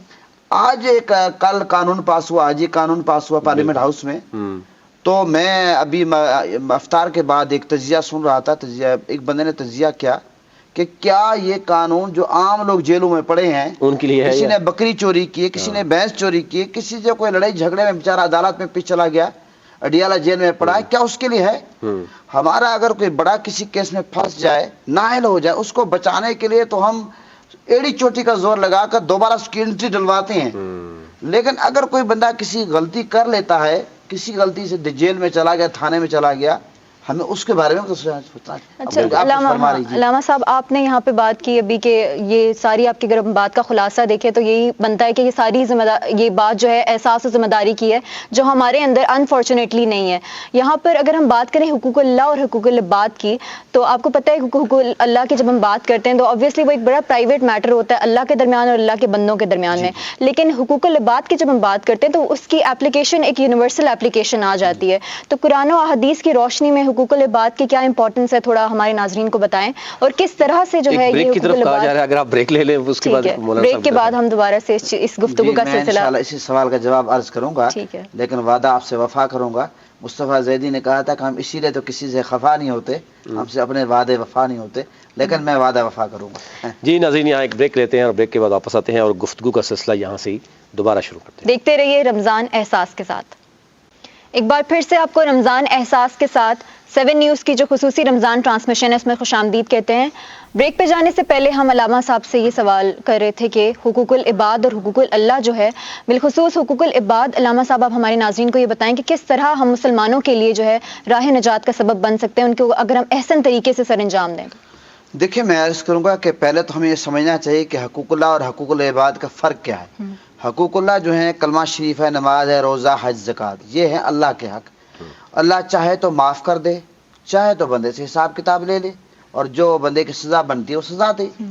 لیکن جو حقوق العباد کا معاملہ ہے وہ ہے بندوں کے حقوق. جب تک جس بندے کے ساتھ زیادتی کی جاتی ہے, جس بندے کا حق مارا جاتا ہے, جس بندے کا دل توڑا جاتا ہے, جب تک وہ بندہ معاف نہ کرے اس وقت تک اللہ معاف نہیں کرتا. اسلام ایک ایسا خوبصورت مذہب ہے, اسلام نے ہر ایک کو حق دیے, کسی کو حق سے محروم نہیں کیا. وہ غریب ہو یا امیر ہو, کالا ہو یا گورا ہو, بڑا ہو یا چھوٹا ہو, میاں ہو یا بیوی ہو, ہر ایک کو حقوق دیے. لہٰذا ہمیں کسی کو حقوق جو ہیں ان پر ڈاکہ نہیں ڈالنا چاہیے, حقوق کا خیال رکھنا چاہیے. آج ہم یہ دیکھتے ہیں کہ بہت سارے لوگ ماشاءاللہ بارش نظر آتے ہیں, اور بہت سارے ایسے لوگ ہیں جو 5 وقت کے نمازی بھی ہیں, اور بہت سارے ایسے لوگ ہیں جو جن کا نام الحاج ہوتا ہے, لیکن قول و فعل میں تضاد ہوتا ہے, ان کا لوگوں کے ساتھ رویہ اچھا نہیں ہوتا, اپنے ملازمین کے ساتھ ظلم کرتے ہیں, ملازمین کو ٹائم پہ تنخواہ نہیں دیکھتے, اور ہمسائے کے ساتھ ان کا کوئی اچھا رویہ نہیں ہے. کہ آقا علیہ السلام نے فرمایا کہ ہمسائے کے حقوق کے حوالے سے مجھے اتنا کہا گیا کہ شاید میں سمجھا کہ ہمسائے کا وراثت میں حق نہ آ جائے, لیکن ہمسائے کے حقوق کے آج کوئی خیال نہیں کیا جا رہا, ہم یہ سمجھ رہے ہیں. اور یہ جو رمضان میں بہت سارے لوگ زکوٰۃ دیتے ہیں, صدقہ دیتے ہیں, فطرانہ دیتے ہیں, عشر دیتے ہیں, لوگ اپنے جو زمیندار لوگ ہیں جو سے, اس حوالے سے میں خاص بات عرض کروں گا کہ حقوق العباد کا یہ ہے کہ آپ سب سے پہلے اپنا رشتہ داروں سے معاملہ شروع کریں, پھر اپنے ہمسائے سے شروع کریں. جب آپ وہاں دے لیں, اب ہمارے ہاں لوگ کیا کہتے ہیں ڈائریکٹ کسی مدرسے کو دیتے ہیں یا کسی ویلفیئر کو دیتے ہیں. یقیناً مدرسے اور ویلفیئر کو دینا چاہیے, لیکن سب سے پہلے آپ کے حقدار آپ کے رشتہ دار ہیں, آپ کے عزیز ہیں, اور آپ کا ہمسایہ ہے. ہمسایہ بھوکا ہو, پیاسا ہو, اس کے پاس پہننے کے کپڑے نہ ہوں, کچھ نہ ہو, ہم کہیں کہ آپ لوگوں کا حقوق ادا کریں. لہذا حقوق العباد کا یہ تقاضا ہے کہ ہم کسی کا حق نہ ماریں, کسی کا دل نہ دکھائیں, اور اگر ایسا کسی سے ہم سے ہو گیا اتفاق سے یا جان بوجھ کر, ہمیں اس بندے سے معافی مانگنی چاہیے. اور اگر ہم معافی مانگتے ہو شرماتے ہیں تو پھر ہمیں اس کی سزا بھگتنی پڑے گی. اللہ بھی ناراض ہوگا, رسول بھی ناراض ہوگا, اور یقیناً ہمیں بڑی مشکلات کا سامنا کرنا پڑے گا. ہمیں اس چیز کا خاص طور پر خیال رکھنا چاہیے. بالکل صحیح فرمایا علامہ صاحب آپ نے. کوشش کرنی چاہیے کہ کسی کی بھی حرف تلفی نہ ہو, ہمارے منہ سے ایسے الفاظ ادا نہ ہوں کہ سامنے والے کی فیلنگ جو ہے ڈائریکٹلی یا انڈائریکٹلی ہرٹ ہو جائیں. نوید ہمارے ساتھ ڈاکٹر صاحب بھی موجود ہیں, اور ڈاکٹر صاحب آپ سے ہم یہ جانیں گے کہ رمضان میں ڈائبیٹک پیشنٹس جو ہیں وہ ہوتے ہیں جو, تو ان کا لائف سٹائل کیا ہونا چاہیے, کیونکہ آپ کو پتہ ہے کہ ان کا شوگر لیول اچانک سے ڈاؤن ہو جاتا ہے. تو روزے کے حوالے سے اگر آپ تھوڑا سا ہمارے ناظرین کو جو ہے وہ گائیڈ کر دیں. اس کے علاوہ بچوں کے بارے میں بھی تھوڑا, بچوں کی بیماریاں رمضان میں اسپیسیفکلی کون سی بیماریاں آپ کو دیکھنے میں ملتی ہیں جو ہماری عوام میں جو ہے عام نظر آتی ہیں؟ بہت شکریہ, بہت اچھا سوال آپ نے کیا ہے. اس کو میں 2 حصوں میں تقسیم کروں گا. بچوں کے حوالے سے جو آپ نے بات کی, سب سے جو کامن بیماری ہے بچوں میں وہ نظر کا کم ہو جانا ہے. کچھ سروے جو کیے گئے ان کے اندر اسلام آباد میں کوئی 20 to 30% بچوں کے اندر نظر کی کمزوری تھی, جن کا پیرنٹس کو بھی پتہ نہیں تھا, اور اسکول میں بھی وہ اوور لک ہو گئی. اس کی ریزن یہ ہے کہ آپ کی 2 آنکھیں ہیں. اب اگر ایک آنکھ اگر کم بھی دیکھتی ہے تو دوسری اس کو کمپنسیٹ کر لیتی ہے. صحیح. تو چھوٹا بچہ, بڑا تو جج کر سکتا ہے کہ ایک آنکھ سے, بچہ تو معصوم ہے, اس کو سمجھ نہیں, وہ عموماً اوور لک ہو جاتی تھی, اور یہ پرماننٹلی اس کی نظر خراب ہو سکتی ہے اس چیز سے, وہ والی آنکھ. تو اس سے بچنے کے لیے بہت سی NGOs ہیں جہاں پہ, جیسے اب خلیل صاحب ہیں, جی خلیل صاحب کی لوگ کام کر رہے ہیں, ایسے ہی وہ اسکول کے اندر جا کے ان کی نظر چیک کی جاتی ہے. صحیح. اور ان کو پھر ریفر کیا جاتا ہے, جو میں سے جو چن لیے جاتے ہیں, اور اسکول انتظامیہ کی مدد سے, پرائیویٹ اور سرکاری دونوں قسم کے اسکولوں میں, صحیح, اور پھر ان کو مفت چشمے بھی فراہم کیے جاتے ہیں. یہ ہمارے ہاسپٹل میں بھی ہو رہا ہے, گورنمنٹ کی کولابریشن کے ساتھ. Government of ministry of health ہماری اس کا شکر گزار ہونا چاہیے لوگوں کو کہ وہ یہ کام کر رہی ہے. اور اس کے ساتھ ساتھ بھینگے پن کی بیماری, یہ بہت کامن ہے. تو ان کے لیے دوسری میں یہ کیا پن ہوتا ہے بھینگا پن جو آپ نے کہا کہ اس میں نظر, بھینگا پن اس چیز کو کہتے ہیں کہ آپ کی نارملی دونوں آنکھیں بالکل سیدھی ہوتی ہیں. بھینگے پن میں ان میں سے ایک آنکھ یا اندر کی طرف گھوم جائے گی یا باہر کی طرف, یعنی الائنمنٹ آنکھوں کی خراب ہو جاتی ہے. ٹھیک ہے. اور اس کی بھی موسٹلی ریزن نظر کا کم ہونا ہوتا ہے. تو اگر وقت پہ اس کی تشخیص ہو جائے اور ان کا علاج شروع ہو جائے تو یہ بچے جب بڑے ہو کے اپنے کاروبار میں جائیں گے یا جو بھی ان کی ایجوکیشن لیں گے تو وہ پرماننٹ ڈسیبلٹی سے بچ سکتے ہیں. صحیح. اور میں اس میں کچھ چیزیں ایڈ کرنا چاہتا ہوں خلیل صاحب کے حوالے سے جنہوں نے ایجوکیشن کی بات کی. میرے ناقص رائے میں ہماری تقریباً 22 سے 23 کروڑ آبادی, بہت سے لوگ, ہم سب ہی اس بات سے نالا رہتے ہیں کہ آبادی بہت زیادہ ہے جی, کنجسٹڈ ہو گیا ہے. میں سمجھتا ہوں یہ بات کسی حد تک درست ہے, لیکن آپ اس کی برائٹر سائڈ بھی دیکھیں. یہ اٹ سیلف آپ کی اسٹرینتھ ہے. وہ کیسے کہ 25 یا 22 کروڑ یا 23 کروڑ جتنے بھی ہیں ہم, اتنے ہی لوگ تعلیم حاصل کریں گے, اتنے ہی لوگ بیمار ہوں گے, اتنے ہی لوگوں کو کپڑا چاہیے, اتنے ہی لوگوں کو واش روم اور گھر کی ضرورت ہے. صحیح. اس کا مطلب یہ ہوا کہ اس سوسائٹی کے اندر باہر سے کسی کی ضرورت ہی نہیں آپ کو. یعنی ایک استاد ہے, وہ بچوں کو پڑھائے, اس کو روزگار اس کو مل جائے گا. ایک ڈاکٹر ہے, وہ بیٹھے گا, اس کو مریض مل جائیں گے. ایک درزی ہے, اس کو کپڑے سلوانے والے ملیں گے. اسی طرح میں سمجھتا ہوں خلیل صاحب, اگر آپ ایگری کریں تو تعلیمی نظام کو اگر ہم تھوڑا سا کھنگال دیں, آپ F A B A M A pass بچے پیدا کر کے جو ڈگریاں لے کے نوکریاں ڈھونڈیں یا اسکولوں کو دیکھیں, وائی ناٹ کہ تعلیمی نظام کو ٹیکنیکل لنک کر دیا جائے ٹیکنیکل ایجوکیشن سے. صحیح. اور شروع سے ہی بچے کو دیکھا جائے کہ اس کا رجحان ٹیکنیکل ہے یا نان ٹیکنیکل. آیا یہ ادب کی طرف ہے, ریلیجن کی طرف ہے, تو اس کو اس سائڈ پہ چلا جانا چاہیے. جو ٹیکنیکل بچہ ہے, کیوں نہ ہم میٹرک کے بعد بجائے ایف اے اور بی اے کرنے کی اس کو ایک پلمبنگ کا کورس کرا دیں گورنمنٹ کی چھتری کے نیچے. بالکل. اور گورنمنٹ نہیں کر سکتی, یہ میں آپ کو بتاؤں. اٹ از ناٹ پاسبل کہ ایک دم مشروم اتنے ٹیکنیکل کالج کر دیے. یہ ہو سکتا ہے کہ ایگزسٹنگ جو ٹیکنیکل کالجز ہیں ان کے ساتھ کولیبریشن کر دی جائے, اور آپ ان بچوں کو پینٹ کا کام, یعنی پروفیشنل پینٹر, اس کی کتنی ضرورت ہے مجھے بتائیں. ہم لوگوں کے گھروں میں اگر کوئی بجلی کا سوئچ خراب ہو, آپ کو اچھا الیکٹریشین نہیں ملتا. تو اس طرح نہ صرف تعلیم حاصل ہوگی اور ان کو فیوچر کے روزگار ملیں گے, بلکہ یہ جو ٹوبیکو کی بات کر رہے تھے, وہ کیا کہتے ہیں, idle man's mind is devil's workshop, کہ ایک بیکار آدمی تو سگریٹ پیے گا, اس کو کام پہ لگائیں گے تو اس پہ لگ جائے گا. تو میں سمجھتا ہوں کہ اس طرف بھی سوچا جائے اور لیجسلیشن کی جائے تو بہت اچھا ہے. بڑی کنسٹرکٹیو آپ نے بات کی. ڈیفینیٹلی یہ اس وقت ٹائم کی میرے خیال سے سب سے اہم ضرورت میں سمجھتا ہوں یہی ہے کہ ہمارے ہاں ایون پی ایچ ڈیز بھی, ایم فل بھی اسٹوڈنٹس باہر آتے ہیں, تو ڈیفینیٹلی سوائے وہ کسی اسکول میں پڑھانے کے یا کالج میں, اس کے علاوہ وہ کسی جگہ پہ بھی وہ سوٹیبل نہیں ہے. دوسرا, ہمارے ہاں اکیڈمیا اور انڈسٹری کے درمیان لنکیجز نہیں ہے. یعنی انڈسٹری سے پوچھیں تو وہ کہتے ہیں جی آپ جو پیدا کر رہے ہیں, جو کریکلم آپ پڑھا رہے ہیں, ہمیں انڈسٹری میں تو یہ ضرورت نہیں ہے, اور ہماری تو ضرورت کوئی اور پوری کر لیتا ہے, کاپی پیسٹ جو چل رہا ہے. تو یہ بالکل ایسی ہے کہ آپ اگر ہم ہمارے ہاں کی کچھ ڈویژن ہے بہت بڑی, ایک تو سرکاری جو ماڈل سکولز ہیں, پھر ہمارے ہاں مدرسہ سسٹم ہے, وہاں پر ایک بہت بڑی چنک ہماری وہاں سے آتی ہے. ان تمام اداروں میں اگر ہم اس طریقے سے ایپٹیٹیوڈ ٹیسٹ لیا جائے اور پھر ان کو مختلف ٹیکنیکل انسٹیٹیوٹ میں ڈالا جائے, ڈیفینیٹلی پھر یہ ہماری نوجوان نسل جو ہے وہ اپنے پاؤں پہ کھڑے ہو سکتی ہے. ادروائز ڈیفینیٹلی یہ مسائل بڑھتے ہوئے نظر آ رہے ہیں. ابھی بھی ہم دیکھ رہے ہیں کہ ہمارے نوجوان پڑھنے کے بعد بھی دوسرے ممالک میں جا کے تو وہ وہی محنت مزدوری کر رہے ہیں. مڈل ایسٹ میں بھی صرف ایک تو جو اس وقت ہمارے ہاں بہت بڑا مسئلہ جو ہے وہ ہمارے ہاں معیشت کو درپیش چیلنجز ہیں, ریٹس, ڈالر کے, روپے کی قدر کی کمی, یہ اوورال صورتحال ہے. نوید, لیکن اگر ہم یہ بات دیکھیں کہ مسائل صرف ہمارے ملک میں نہیں ہیں, اسپیشلی اگر آپ کووڈ کے بعد سے دیکھیں, پھر اچانک سے ایک جو آؤٹ برسٹ ہوا کووڈ کا, اس کے بعد سب کچھ بند ہو گیا, تو یہ کنڈیشن جو ہے, اکنامک کنڈیشن جو ورسٹ ہوئی, یہ ساری اوور آل تمام دنیا میں ہوئی.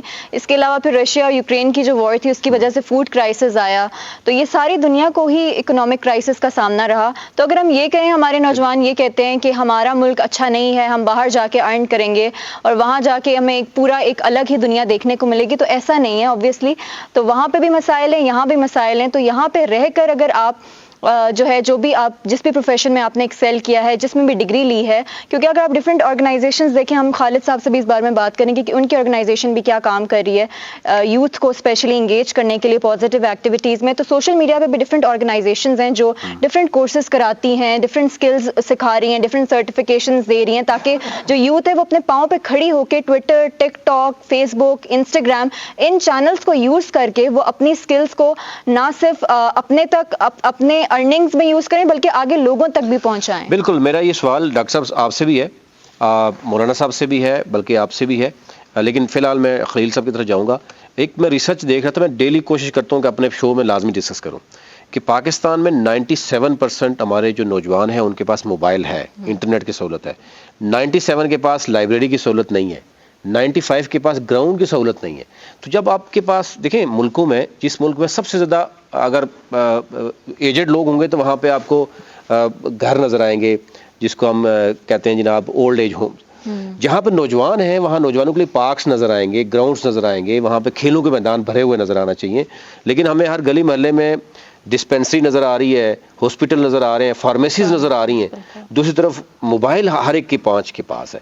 کیا سمجھتے ہیں کہ پرائرٹیز کس طرف جا رہی ہیں؟ دیکھیں یہ بالکل جو آپ نے جس پوائنٹ کو ہائی لائٹ کیا ہے, پھر میں واپس جو ہے وہ جو ہماری اسٹیٹ نے ڈکلیئر کیے ہوئے ہیں کہ کچھ جو ہے وہ اس کی رسپانسبلٹی ہیں, بچوں کے رائٹس ہیں, ان کے لیے اچھا جو ہے وہ ان کی صحت کی سہولیات ان کو ملیں, تعلیم کی ان کی سہولیات ان کو ملیں. اس کے بعد یہ ہے ان کی اپنی جو ہے سیفٹی کے میجرمنٹس جو لینے ہیں وہ اسٹیٹ کی کچھ رسپانسبلٹیز ہیں.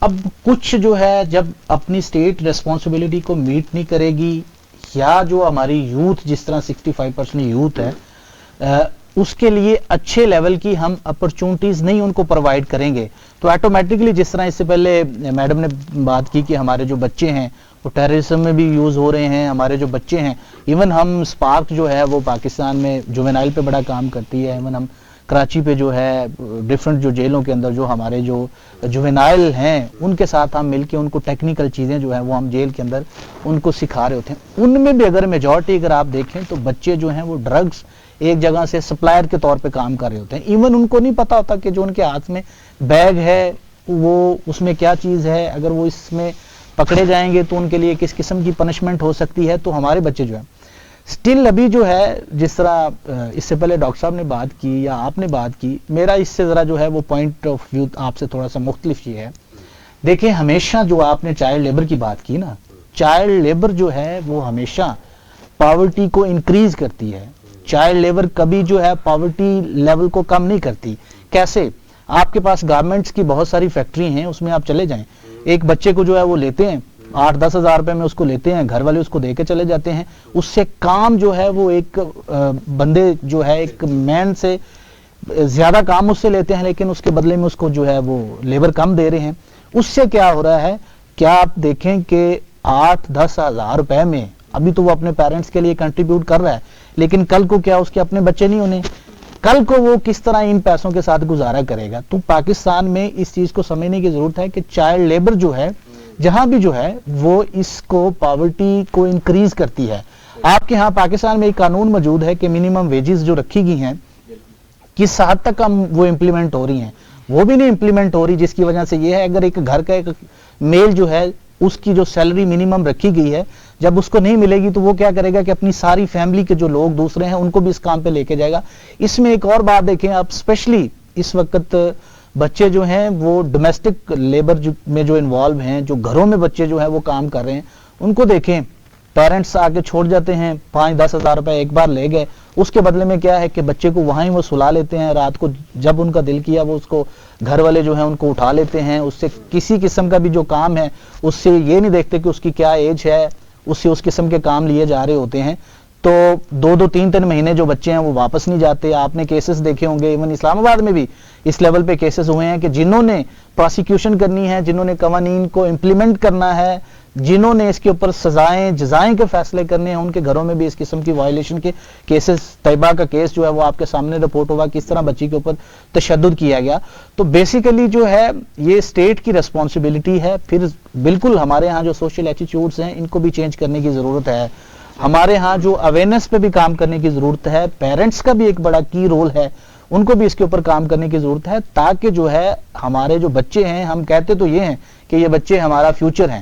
پاکستان نے انٹرنیشنل لیول پہ جتنی بھی اپنی رپورٹس آج تک UNCRC کو سبمٹ کی ہیں, 6 رپورٹ سبمٹ کی ہیں, لاسٹ رپورٹ کی آپ 70 ریکمنڈیشنز دیکھ لیں. اس سے سب سے پہلے پاکستان میں قانون کے اندر جو کہ ایک بچے کی ڈیفینیشن جو ہے وہ ڈیفرنٹ لیبر کے قانون میں مختلف ہے.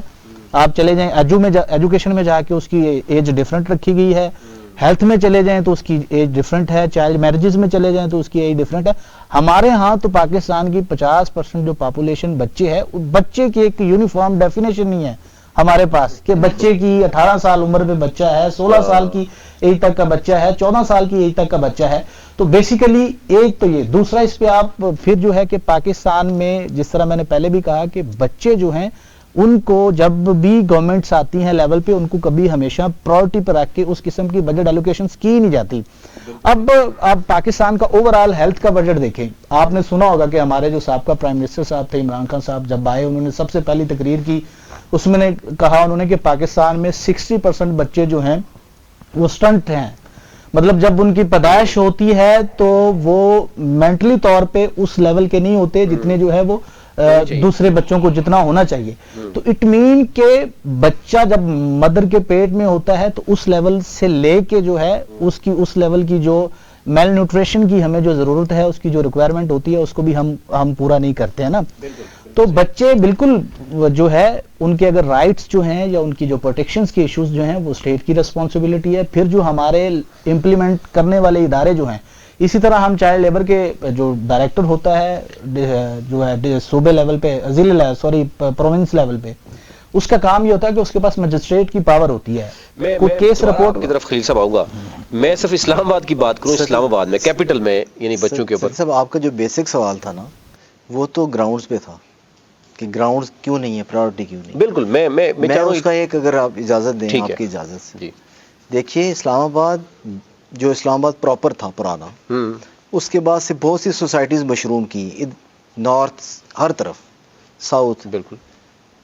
کیوں نہ لیجسلیشن کی جائے, جیسے خادم صاحب فرما رہے تھے کہ اسمبلی میں لوگ ہیں, اگر ہم پلاٹس بنا سکتے ہیں, اگر ہم ہاؤسنگ سوسائٹیز بنا سکتے ہیں, کیوں نہ ان گھروں کو آپ ورٹیکل لے جائیں, بالکل ہائی رائز کی طرف جائیے, اور جو جگہ بچے اس میں آپ گراؤنڈز لے کے آئیں, اس میں آرچرڈز لے کے آئیں, اس سے فضا بھی بہتر ہوگی اور بچوں کو کھیلنے کے موقع. سر پلاننگ تو ہم بہت اچھی کرتے ہیں, مسئلہ یہ ہے کہ ہم امپلیمنٹ پریکٹیکلی وہ نہیں کرتے. ہم نعت کی سازش حاصل کرتے ہیں. ہمارے ساتھ موجود ہیں جناب اس وقت حنیف قمر آبادی, جو کہ کافی دیر سے ہم دیکھ رہے تھے کہ ہم ان سے نعت کی سازش حاصل کرتے ہیں. اس کے بعد ظاہر ہے ہمارے ہاں جو اس وقت مختلف مکاتب فکر کے لوگ موجود ہیں, تو ہماری کوشش ہوتی ہے کہ سوسائٹی میں موجود مختلف طرح کے ایشوز ہیں, ان تمام ایشوز کو اس پہ بات کی جائے. ہمارے ساتھ مولانا صاحب موجود ہیں, ڈاکٹرز موجود ہیں, سوشل ورکرز موجود ہیں, اور ابھی ہم چلتے ہیں حنیف قمر آبادی جو کہ نعت کی سعادت حاصل کرتے ہیں ان سے. صلی اللہ علیہ یا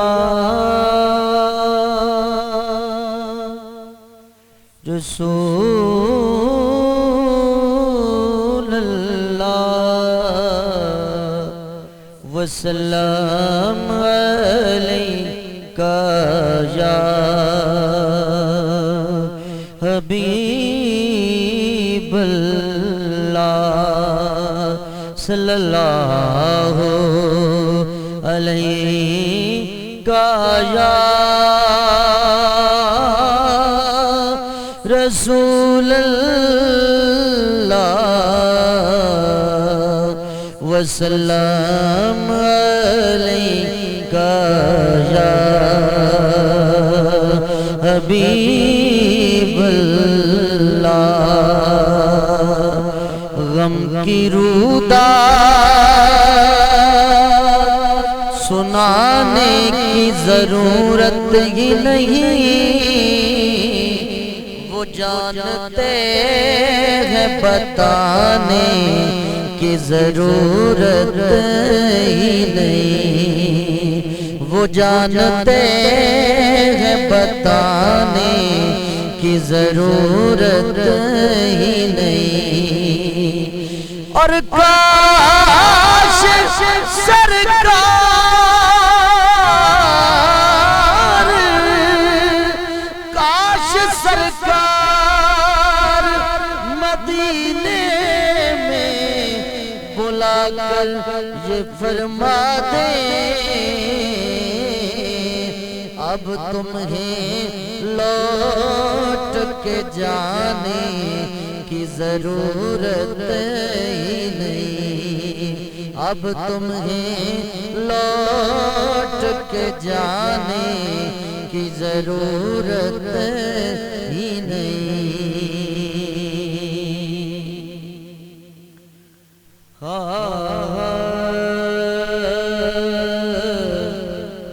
मदीने से बुलावा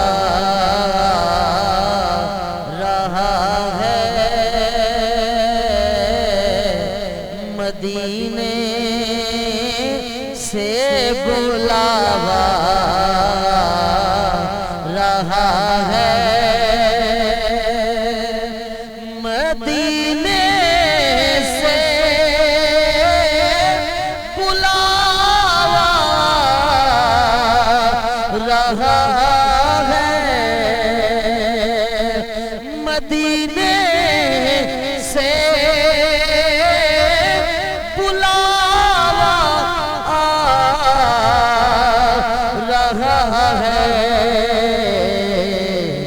मेरा दिल मुझसे पहले जा रहा है मेरा दिल मुझसे पहले जा रहा है और यहाँ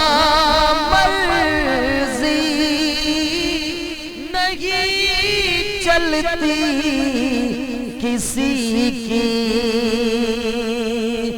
यहाँ मर्जी नहीं चलती किसी की मदीने वाला ही बुलवा रहा है मदीने वाला ही बुलवा रहा है और ये चच्ची फातिमा की चल रही है ये चच्ची फातिमा की चल रही है ज़माना जितना लंगर खा रहा है ज़माना जितना लंगर खा रहा है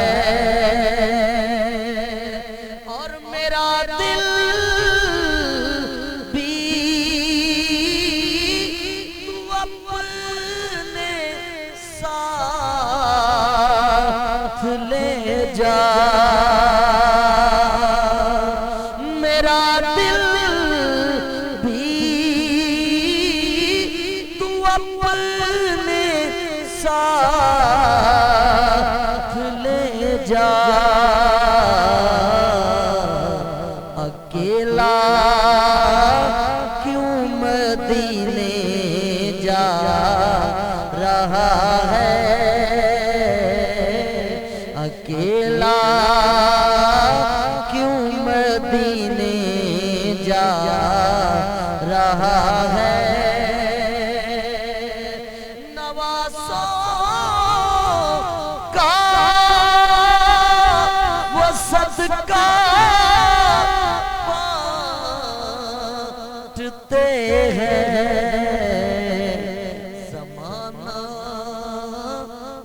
का सदका खा रहा है,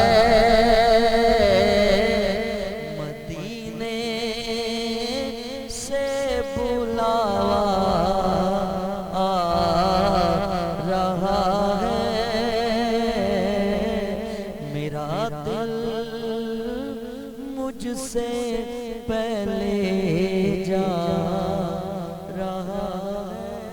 माशाअल्लाह माशाअल्लाह जी, जज़ाकल्लाह। बहुत खूब, बहुत खूब। हनीफ कमर आबादी हमें उन्होंने, उनसे हमने नात की सआदत हासिल की। अच्छा किंजा, हमारे साथ क्योंकि मुख्तलिफ मेहमान हैं, डॉक्टर्स भी हैं हमारे पास, उलमा भी हैं, क्योंकि रमज़ान में हम ये देखते हैं कि इन तमाम, यानी मैं समझता हूँ कि तमाम जो मुकातिफ़ के लोगों का, यानी उनका भी रोल होता है माशरे में।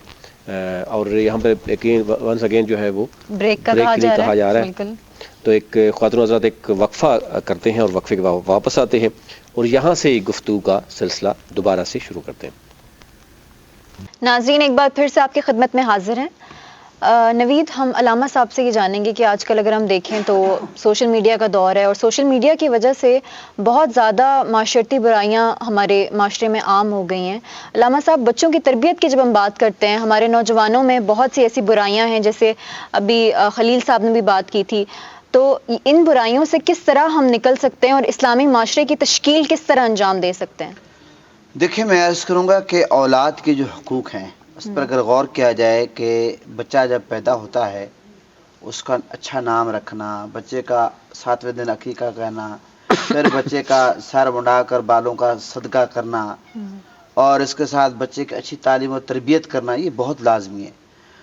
हमारे यहाँ वालिदैन आजकल ये समझते हैं कि हम बीकन स्कूल में उसका एडमिशन करा दें और बच्चा जब बड़ा हो जाए किसी कॉलेज यूनिवर्सिटी में, बहुत महंगी यूनिवर्सिटी में डाल दें। लोग ये समझते हैं कि बस हमने जिम्मेदारी पूरी होगी। असल जो चीज़ है कि वालिदैन को बच्चों को टाइम देना चाहिए, जो कि वालिदैन नहीं देते, जहाँ पर तरबियत का फुकदान है। और जब बच्चे कम एज में होते हैं तो मैं एक मिसाल हमेशा देता रहता हूँ। देखिए, USB है, USB खाली है तो आप उसमें तिलावत भर दें, नातें भर दें, कवालियाँ भर दें, गाने भर दें, USB खाली है। जो चीज़ उसमें डालेंगे तो गाड़ी में लगाएंगे तो वही चलेगी। बच्चे जब मेमोरी कार्ड की तरह है, बच्चे का दिमाग खाली है। अब बच्चे को जैसा माहौल होगा बच्चे की मेमोरी में वही जाएगा। अगर बच्चा जो ताश खेलने वाले बच्चे फुटपाथों में बैठे उनके साथ बैठेगा तो बच्चे का वही माहौल बनेगा। अगर बच्चा क्रिकेट में जाएगा, ऐसे लोगों के साथ करेगा जो सिगरेट नोशी करते हैं। आजकल छोटे छोटे बच्चे सिगरेट पीते हैं।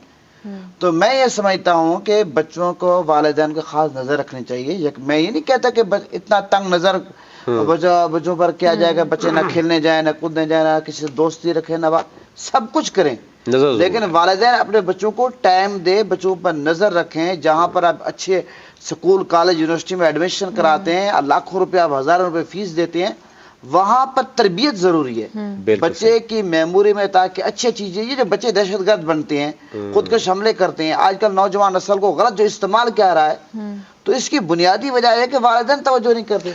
और इस वक्त मैं ये समझता हूँ कि दहशतगर्दी से ज्यादा खतरनाक ये जो हमारी सियासत में नौजवान बच्चे इन्वॉल्व हो गए।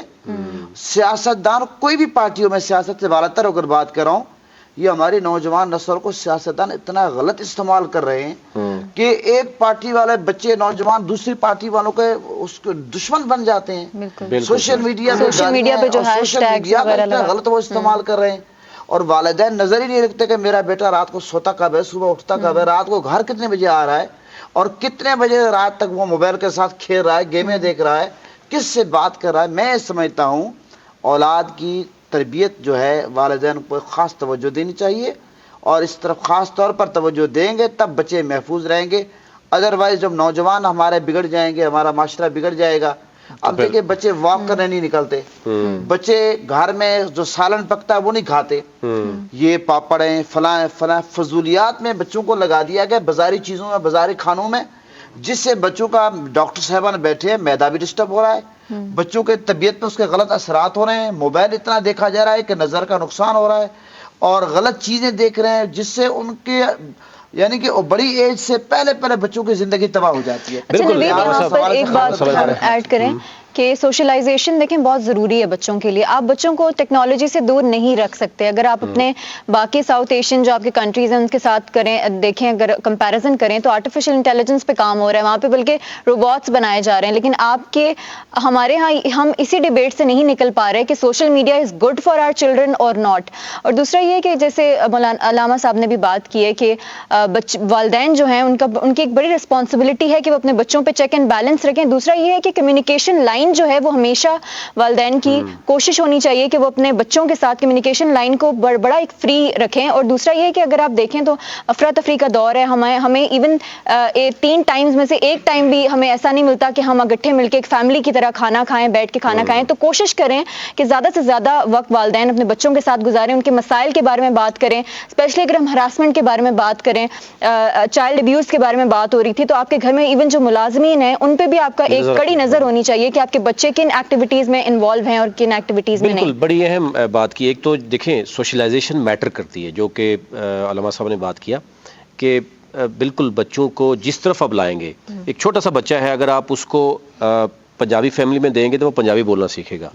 ایک اگر آپ اس کو رشین کے حوالے کریں گے رشین سیکھے گا.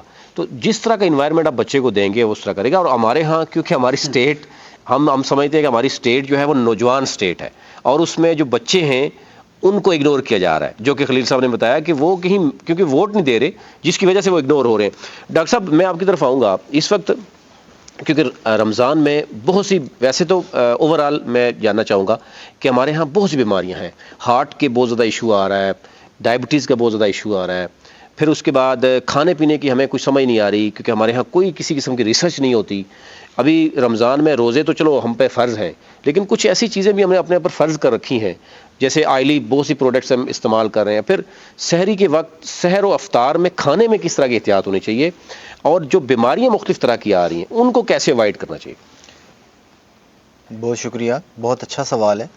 اور میں سمجھتا ہوں کہ اگر اس کو سمجھ لیا جائے اس سوال اور اس کے جواب کو, تو ہماری سوسائٹی کے اوپر اس کے بڑے ڈیپ امپیکٹ ہو سکتے ہیں. صحیح. میں اس کا آغاز مولانا صاحب کی بات سے کروں گا کہ بچوں کو پاپڑ اور ڈیفرنٹ چیزوں پہ لگا دیا گیا. ٹھیک ہے. اس میں کسی ریسرچ کی ضرورت نہیں ہے. کسی بھی علاقے کی خوراک صدیوں کے بعد ایوالو کی جاتی ہے. یعنی ہم لوگ جو انڈینز ہیں, بیسیکلی انڈینز ہیں, نارتھ انڈیا میں ہیں, نام جو بھی آپ رکھ لیں اس کا, ہمارے بزرگ روٹی کھاتے تھے, سادہ غذا استعمال کرتے تھے. بالکل.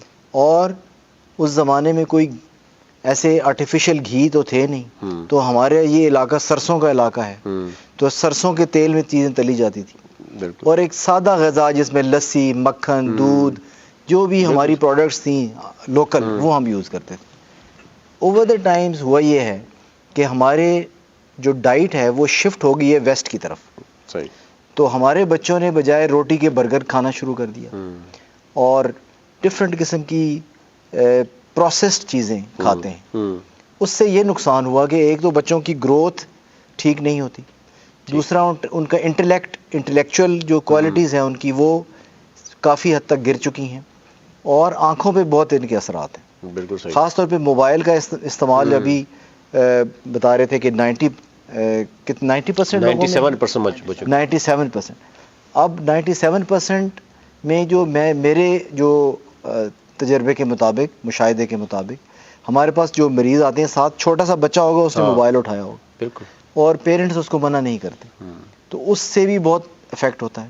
تو میں سمجھتا ہوں کہ ہمارے نبی صلی اللہ علیہ وسلم کی اگر سنت پہ عمل کیا جائے تو ہمیں سادگی نظر آتی ہے. سادہ غذا کا استعمال کیا جائے جس کے اندر سبزیاں ہیں, پھل ہیں, عام روٹی ہے ہماری, اور ملک پروڈکٹس ہیں جو نارمل ایک کامن گھر کا ہے. اس سے 2 فائدے ہوں گے. نمبر 1 کہ آپ کی نیوٹریشنل نیڈز پوری ہو جائیں گی. نمبر 2 کہ اس میں آپ کی ایک طرح سے سادگی کا درس ملے گا. سر ملاوٹ ایک تو سب سے بڑا ایشو اس وقت ہے, کوئی چیز سادہ ملتی نہیں ہے دیسی. دوسرا یہ ہے کہ ایکسرسائز کا کلچر نہیں ہے ہمارے ہاں, فیملیز گھر میں نہیں کرتی, بچوں کو وہ یعنی ہم وہ اس طرح کا ماحول نہیں دے رہے. ایون کووڈ کے بعد بھی کچھ چیزیں ہم نے دیکھا کہ پازیٹیو چیزیں بھی ہوئیں, لیکن اس کے باوجود اس میں میں G7 4 میں رہتا ہوں. ہم روزانہ کی بنیاد پہ شکرپڑیاں واک کرنے جاتے ہیں. اب شکرپنیاں جب بندہ واک کرنے جاتا ہے کہ بہت خوبصورت ایک نظارہ ہے، لیکن آپ یقین کریں شکرپنیاں کتنے خوبصورت جگہ ہے، وہاں ٹوٹل 10 سے 12 بندے ہوتے ہیں بڑی مشکل سے. واک کرنے کے لیے حیران ہو جاتا ہوں کہ یہ لوگ واک کرنے کیوں نہیں نکلتے. تو اس کا مطلب جو واک کرنے نہیں آتے فجر کی نماز ہی وہ نہیں پڑھتے، لیکن بہت سارے لوگ نماز پڑھتے ہیں لیکن واک کا یہاں ماحول ہی نہیں ہے، اور جس کی وجہ سے بیماریاں بڑھتی جا رہی ہے، کولیسٹرول، یورک ایسڈ، فلاں یہ واک نہ کرنے کی وجوہات ہے. گراؤنڈ موجود ہیں اور پارک موجود ہیں لیکن نوجوانوں میں واک کا سسٹم ہے ہی نہیں. بالکل، یہ ماحول بحال کرنا چاہیے. آپ کی نیت ہو اور آپ کچھ کرنا چاہیں تو ڈیفینیٹلی کچھ نہ کچھ راستہ نکلتا ہے. تو کیا سمجھتے ہیں یہ جو اسپیشلی اگر ہم دیکھیں، ایک تو یہ بہانہ فوراً بنتا ہے اور ہمارے ہاں کوئی دیسی چلو خالص چیز نہیں ہے، چلو پھر بھی ڈھونڈ لیتے ہیں، لیکن واک کا، ایکسرسائز کا، یہ ہمارے ہاں کلچر، اس کا کلچر کی کمی کی وجہ یہ ہے کہ ہمارے پاس گراؤنڈز نہیں ہیں، اور جو پچھلے 2 سالوں میں جو کووڈ آیا ہے اس میں جو ہمارے بچے میکسیمم ویٹ گین ان کا سٹارٹ ہو گیا، وہ گھروں میں بیٹھ کے موبائل، گھروں میں بیٹھ کے، اور آن لائن چیزیں ہیں جی، آن لائن کلاس لے رہے ہیں، کھانے پینے کی چیز میں فریزی ڈرنکس، یہ ساری چیزیں. جی. اور جو آپ نے جو بات کی، ان ڈرنکس کے اوپر خاص نظر ہونی چاہیے، کیونکہ ان کے اندر ایسے کیمیکلز ہیں جو ایکٹیویٹ کرتے ہیں بچوں کو. بالکل. میں کئی فیملیز کو جانتا ہوں کہ جن کے بچے اس پہ پراپر ایڈکٹ ہیں، ہم کسی برانڈ کا نام نہیں لیتے، بالکل صحیح ہے، لیکن بہت سی ایسے ڈرنکس ہیں جو اس کے بغیر جی ہمارا بچہ ان کے بغیر پڑھتا نہیں، اور پھر بچے سے پوچھیں وہ کہتے ہیں جی اگر میں یہ نہ پیوں تو میں پڑھ نہیں سکتا. بالکل. تو جو ایکٹیویٹنگ ڈرنکس ہیں اس کے ساتھ بچوں کو سائیکولوجیکل ایشوز بھی ہو گئے. تو میں سمجھتا ہوں کہ اگر ہمیں گراؤنڈز نہیں مل رہے تو ہم چھوٹے اور سادہ طریقے سے ایسی چیزوں پہ آ سکتے ہیں، مثلا سکپنگ ہے، وہ کمرے میں کی جا سکتی ہے.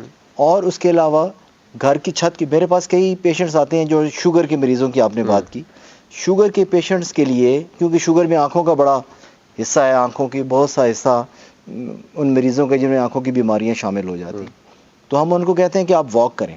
دیکھیں شوگر کی مثال ایسے ہے جیسے آپ کی باڈی ہے، اس میں آپ نے چینی کھا لی، آپ کا شوگر لیول ہائی ہو گیا. اب اس کو ڈاؤن کرنے کے لیے ایک طریقہ تو یہ تو آپ کے انسولین دی جائے، دوسرا طریقہ ہے کہ آپ واک کریں، اس سے بھی وہ شوگر لیول آپ کا ڈاؤن ہو جائے گا. ٹھیک ہے. تو خواتین کہتی ہیں ہم کہاں جائیں؟ 2 چیزیں ان کی جینون ہیں، ایک گراؤنڈ نہیں ہے، دوسرا ہمارا کلچر ایسا ہے کہ ہماری بہنیں بیٹیاں باہر نہیں جا سکتی، وہ واک نہیں کر سکتی. یہ ایک بڑی مجھے شرمندگی ہے یہ بات کرتے ہوئے، بالکل صحیح، کہ ہم جن ہستیوں کے نام لے رہے ہیں اور جن کی نعتیں پڑھ رہے ہیں اور جس کو ہم مانتے ہیں، اس سوسائٹی میں ہماری بیٹی باہر نہیں جا سکتی. یہ انتہائی ہمارے لیے سوچنے کی بات ہے. لیکن ان کو میں یہ کہتا ہوں کہ بیٹے آپ چھت پہ چلی جائیں، اور چھت کے اوپر آپ بے شک آدھا گھنٹہ 15 منٹ جتنا آپ کے لیے آسانی ہے وہ کریں. اسی سے واک نہ کرنے سے جوڑوں کی بیماریاں خواتین میں، خاص طور پہ جو اوبیسٹی یعنی جن کی ویٹ ذرا زیادہ بڑی عمر میں ہو جاتا ہے، اس میں یہ سٹارٹ ہو جاتا ہے. تو ہم سمجھتے ہیں، میرا یہ خیال ہے کہ ایک تو ہر چیز گورنمنٹ نہیں، میرا اپنا یہ خیال ہے کہ گورنمنٹ نہیں کر سکتی، یہ ہمیں ایز اے سوسائٹی اپنا خیال کرنا ہے. ہمیں رسپیکٹ کرنی ہے کہ ہمارے پڑوس سے کوئی خاتون آئی ہے، ہمارے اس کو عزت کے ساتھ واک کرنے کی اجازت دی جائے. تو جب تک ہم اپنے رویوں کو ٹھیک نہیں کریں گے یہ مسئلہ حل نہیں ہوگا. بالکل صحیح ہے. اچھا خلیل صاحب کیا کہیں گے، پروگرام ہم کلوزنگ کی طرف بھی جا رہے ہیں، کہ اس میں ایک تو سمجھ آ رہی ہے کہ اسٹیٹ، ڈیفینیٹلی اسٹیٹ کی رسپانسبلٹیز ہیں، یہی رول اینڈ ریگولیشن ہمیں دوسرے ممالک میں نظر آتے ہیں، سختی سے عمل درآمد بھی ہوتا ہے، سزائیں بھی ہوتی ہیں. یہاں پر ایک تو یہ ہے کہ ہمیں پہلی بات یہ ہے کہ ہمیں اکنالجمنٹ نہیں مل رہی ابھی تک ہمارے نوجوانوں کو، کہ جو آپ نے بات کی کہ ووٹ کا رائٹ ڈیفینیٹلی 18+ ہے، پراپر یوتھ کی ڈیفینیشن ہی نہیں ہے. کسی جگہ پہ کئی پولیٹیکل پارٹیز میں دیکھتا ہوں کہ 60 ایج ہے وہ یوتھ کی جو ہے وہ ہیڈ بنے ہوئے ہیں. تو کہیں جو ہے وہ اگر 14 سال کا بچہ یوتھ میں آتا ہے، 18 سال کا آتا ہے، 25 سال کا آتا ہے، کوئی کلیئرٹی نہیں ہے. تو کیا سمجھتے ہیں کہ اسٹیٹ کے علاوہ کس یعنی شخص کو، کس اسٹیک ہولڈر کو اپنا رول پلے کرنا چاہیے؟ اور یہ بڑی خطرناک صورتحال ہے کہ ہمارے ہاں کوئی بھی ٹاپک اٹھا لیں آپ، اس میں آپ جب ڈیپتھ میں جاتے ہیں تو آپ کو عجیب طرح کی صورتحال نظر آتی ہے. بالکل، اس میں جس طرح مولانا صاحب نے بھی کہا، سب سے پہلے جو ہے پہلی تربیت جو ہے وہ پیرنٹس کا بھی اس میں رول ہے. اپنے بچوں کے اوپر چیک اینڈ بیلنس رکھیں، ان کو سینسٹائز کریں. اب میرے بچے جو ہیں ان کو وہ اس حد تک سینسٹائز ہیں کہ ان کو پتہ ہے کہ یہ جو سگریٹس ہیں کوئی بھی پی رہا ہو، ان کو پتہ ہے شوگری ڈرنکس جو ہیں کا کوئی یوز کر رہا ہو تو وہ اوائڈ کرتے ہیں, وہ کہتے ہیں کہ نہیں اس سے جو ہے وہ اس قسم کی بیماریاں لاحق ہو سکتی ہیں. ایون سم ٹائم تو انہوں نے اپنی اسکول کی کلاسز میں چھوٹی چھوٹی کلاسز کے اندر انہوں نے کیسز رپورٹ کیے ہیں کہ یہ آج کل جو الیکٹرانک سگریٹس جو ہیں ڈفرینٹ شیپ میں, پین کی شیپ میں اس طرح کی جو آئی ہیں, تو انہوں نے اس حد تک سینسٹائز ہوئے ہیں کہ انہوں نے اس کو رپورٹ کیا. اس کے بعد جو ہے ہمارے, جس طرح میں نے پہلے بھی کہا, سوشل ایٹیٹیوڈس کو تھوڑا سا چینج کرنے کی ضرورت ہے کہ ہم نے کچھ ایسی غیر ضروری چیزوں کو جو ہے وہ ہم نے اپنے کلچر کا حصہ بنا لیا ہے, ہمیں ان چیزوں کو اوائڈ کرنے کی ضرورت ہے. تیسرا جو ہے اس میں آف کورس جو ہمارے امپلیمنٹنگ اتھارٹیز ہیں, جو ادارے ہیں جن کا کام ہے امپلیمنٹ کرنا, جس طرح ڈاکٹر صاحب کہہ رہے ہیں کہ لوگ جو ہیں واک کے لیے نہیں جاتے, انہوں نے بتایا, اس میں ایک سب سے بڑا ایشو یہ بھی ہے کہ ہمارے ہاں پروٹیکشن کا بہت زیادہ ایشو ہے. آپ کے سامنے F9 کے اندر کیا کیس رپورٹ ہوا ہے, کل موبائل کوئی کہہ رہے تھے وہ اچانک گن پوائنٹ پہ موبائل F9 کے میں آپ دیکھ لیں کیس ہائی لائٹ ہوا ہے کہ ریپ کیا گیا ہے. تو اس قسم کی جگہ جہاں پہ بہت زیادہ جو ہے تعداد میں لوگ موجود ہوتے ہیں, ایون وہاں پولیس کے لوگ بھی ہوتے ہیں, سیکیورٹی بھی ہوتی ہے, کیمراز لگے ہوئے ہیں, لیکن اس کے باوجود جو ہے وہ وہاں بھی پروٹیکشنز کے ایشوز ہیں. تو بینگ اگر ہم اس پہ چینج چاہتے ہیں تو ریلیونٹ جتنے بھی ہم یہ سارے سٹیک ہولڈرز بنتے ہیں, اس میں پیرنٹس ہیں, اس میں بچے ہیں, ہمیں کاؤنسلنگ کرنے کی ضرورت ہے. ایون ہمارے ٹیچرز جو ہیں, اسپیشلی ٹیچرز کو, موسٹلی ٹیچرز اور پیرنٹس کو جو ہے وہ بچے فالو کر رہے ہوتے ہیں کہ ان کی کس قسم کی حرکات ہیں. ہمیں اپنے ٹیچرز کے ساتھ, میں نے بہت سارے کیسز ایسے دیکھے ہیں, اسکولز میں ہم جاتے ہیں تو وہ بتاتے ہیں کہ جی آج ان کے پیرنٹس چھوڑنے آئے ہیں, سال 1.5 سال تک وہ اسکول میں بعد میں جاتے ہی نہیں ہیں, ہم سے رابطہ ہی نہیں کرتے ہیں. ایون وہاں بھی جانا چاہیے, اگر کوئی اچھی پازیٹیو چیز ہے تو ٹیچرز کو بھی جا کے بتانا چاہیے کہ وہ ان چیزوں کے اندر جو ہے وہ نظر رکھیں. اس کے بعد جو ہے اگر کوئی کسی قسم کی ایکٹیویٹی پائی جاتی ہے تو ٹیچرز کو بھی یہ چاہیے, اسکولز کو بھی یہ چاہیے, ان کے اندر جو ہے وہ بچوں کی کاؤنسلنگ ہونی چاہیے. Bed touch. اچھا, رپورٹ کیسے کر سکتے ہیں؟ از دیئر اینی اسپیسیفک کوئی نمبر ہے, کوئی ایسی چیز ہمارے ناظرین سے شیئر کر سکیں جو بچے سن رہے ہیں کہ اگر خدا نخواستہ کوئی اس طرح کی چیزیں ہیں تو رپورٹ کیسے کی جا سکتی ہیں؟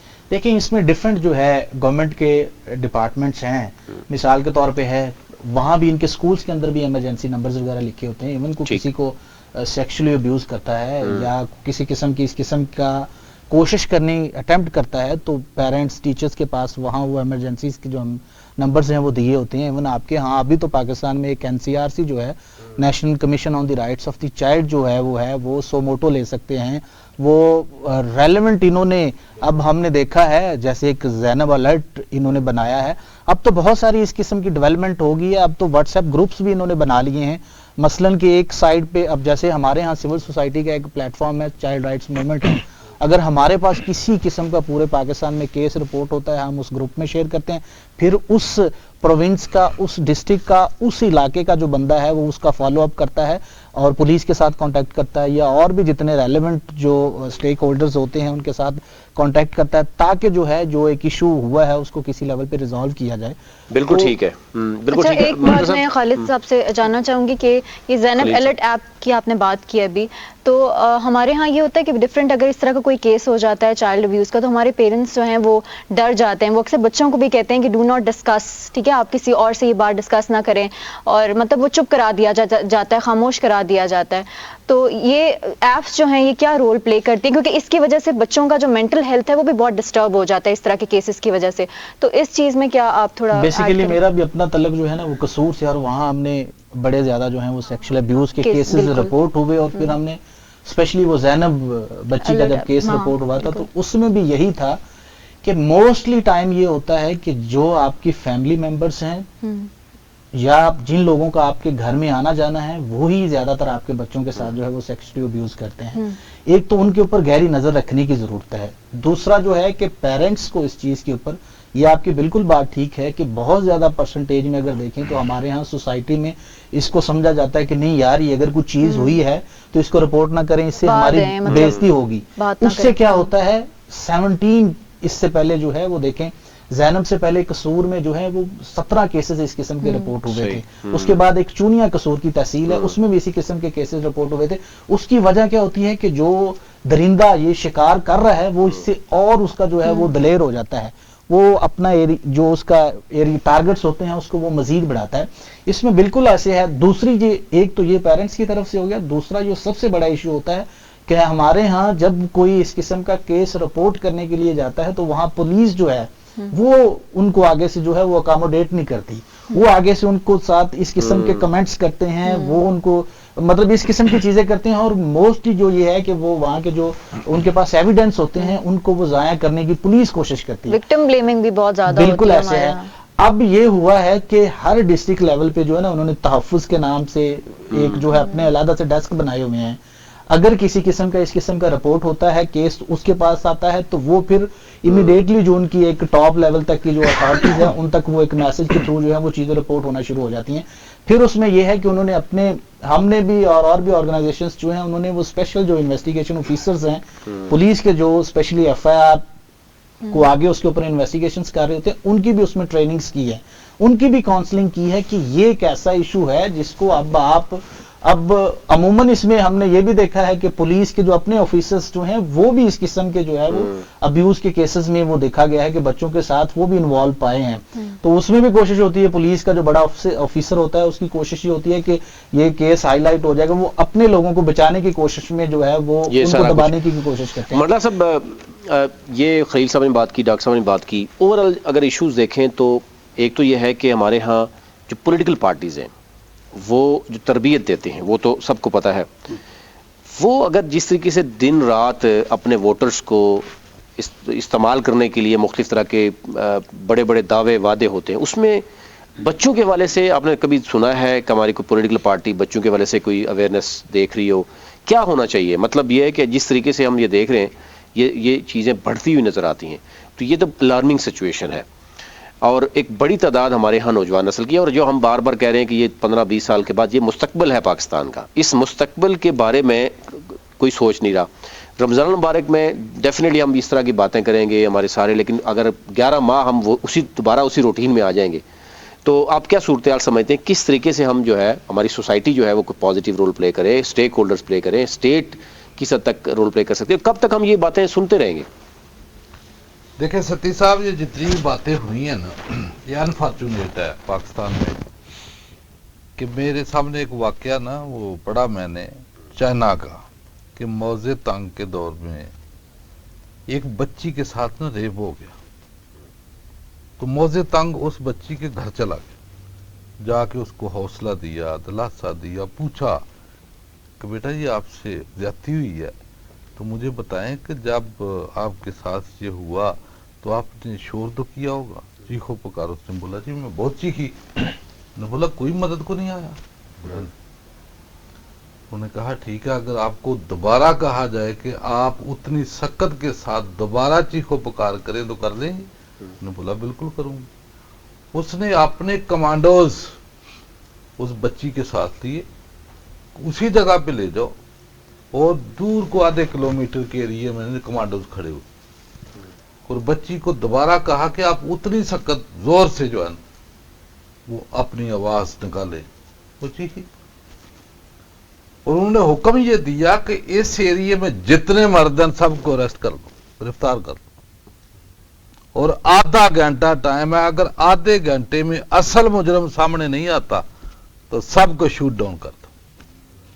میرا خیال 10 منٹ کے بعد اصل مجرم سامنے تھا, اس کی پوچھ گچھ کرنے میں 3 گھنٹے لگے. 3 گھنٹے کے بعد وہ بندہ منطقی انجام کو پہنچ گیا اور اس کو شوٹ کر دیا. اور چائنا کا یہ قانون ہے کہ جب بندے کو مارتے ہیں تو وہ جو بلٹس ہیں نا, گولی, اس کا معاوضہ اس کے گھر والوں سے لیتے, وہ بھی ضائع نہیں ہونے دیتے. مجھے یہ بتائیں کہ چائنا ترقی کیوں نہ کرے؟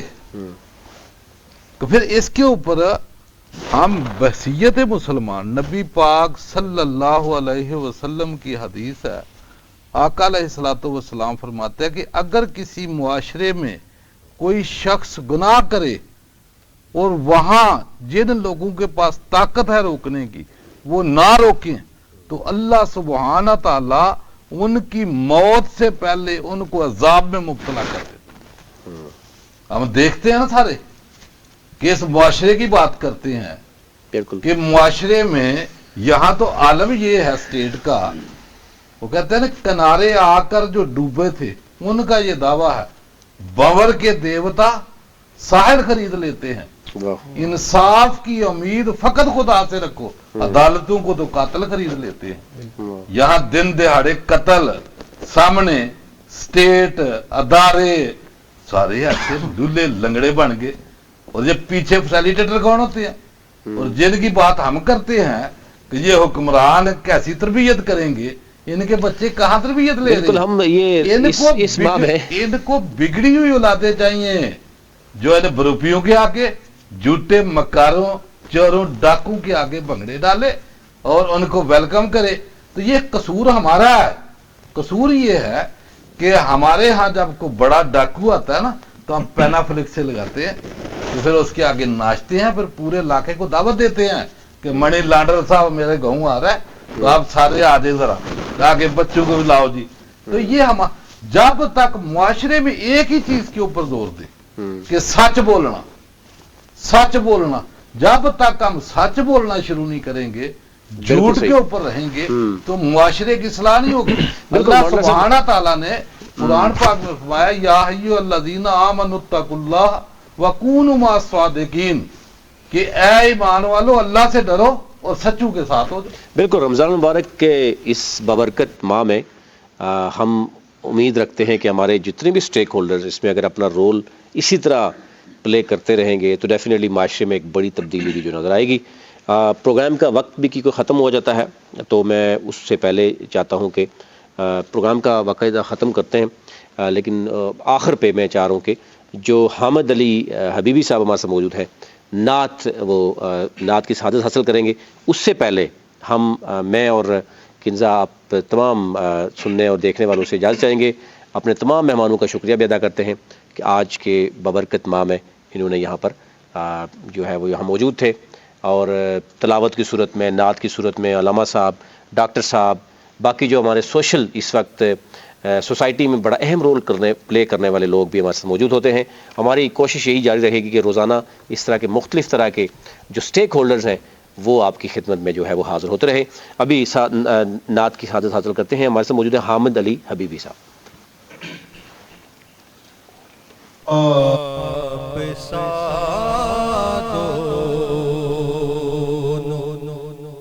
जहां में नजर आया ही नहीं, आप जहां में नजर आया ही नहीं, क्योंकि अल्लाह ने कोई और बनाया ही नहीं, आप दोनों।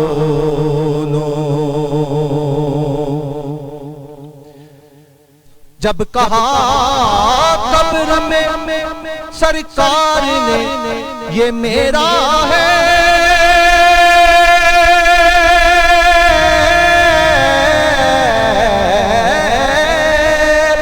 जब कहा कब्र में सरकार ने ये मेरा है, फिर नकीरों ने मुझे हाथ लगाया ही नहीं, फिर नकीरों ने मुझे हाथ लगाया ही नहीं, क्योंकि अल्लाह ने कोई और बनाया ही नहीं, आप दोनों। आपने जब से नवाजा है या रसूल अल्लाह,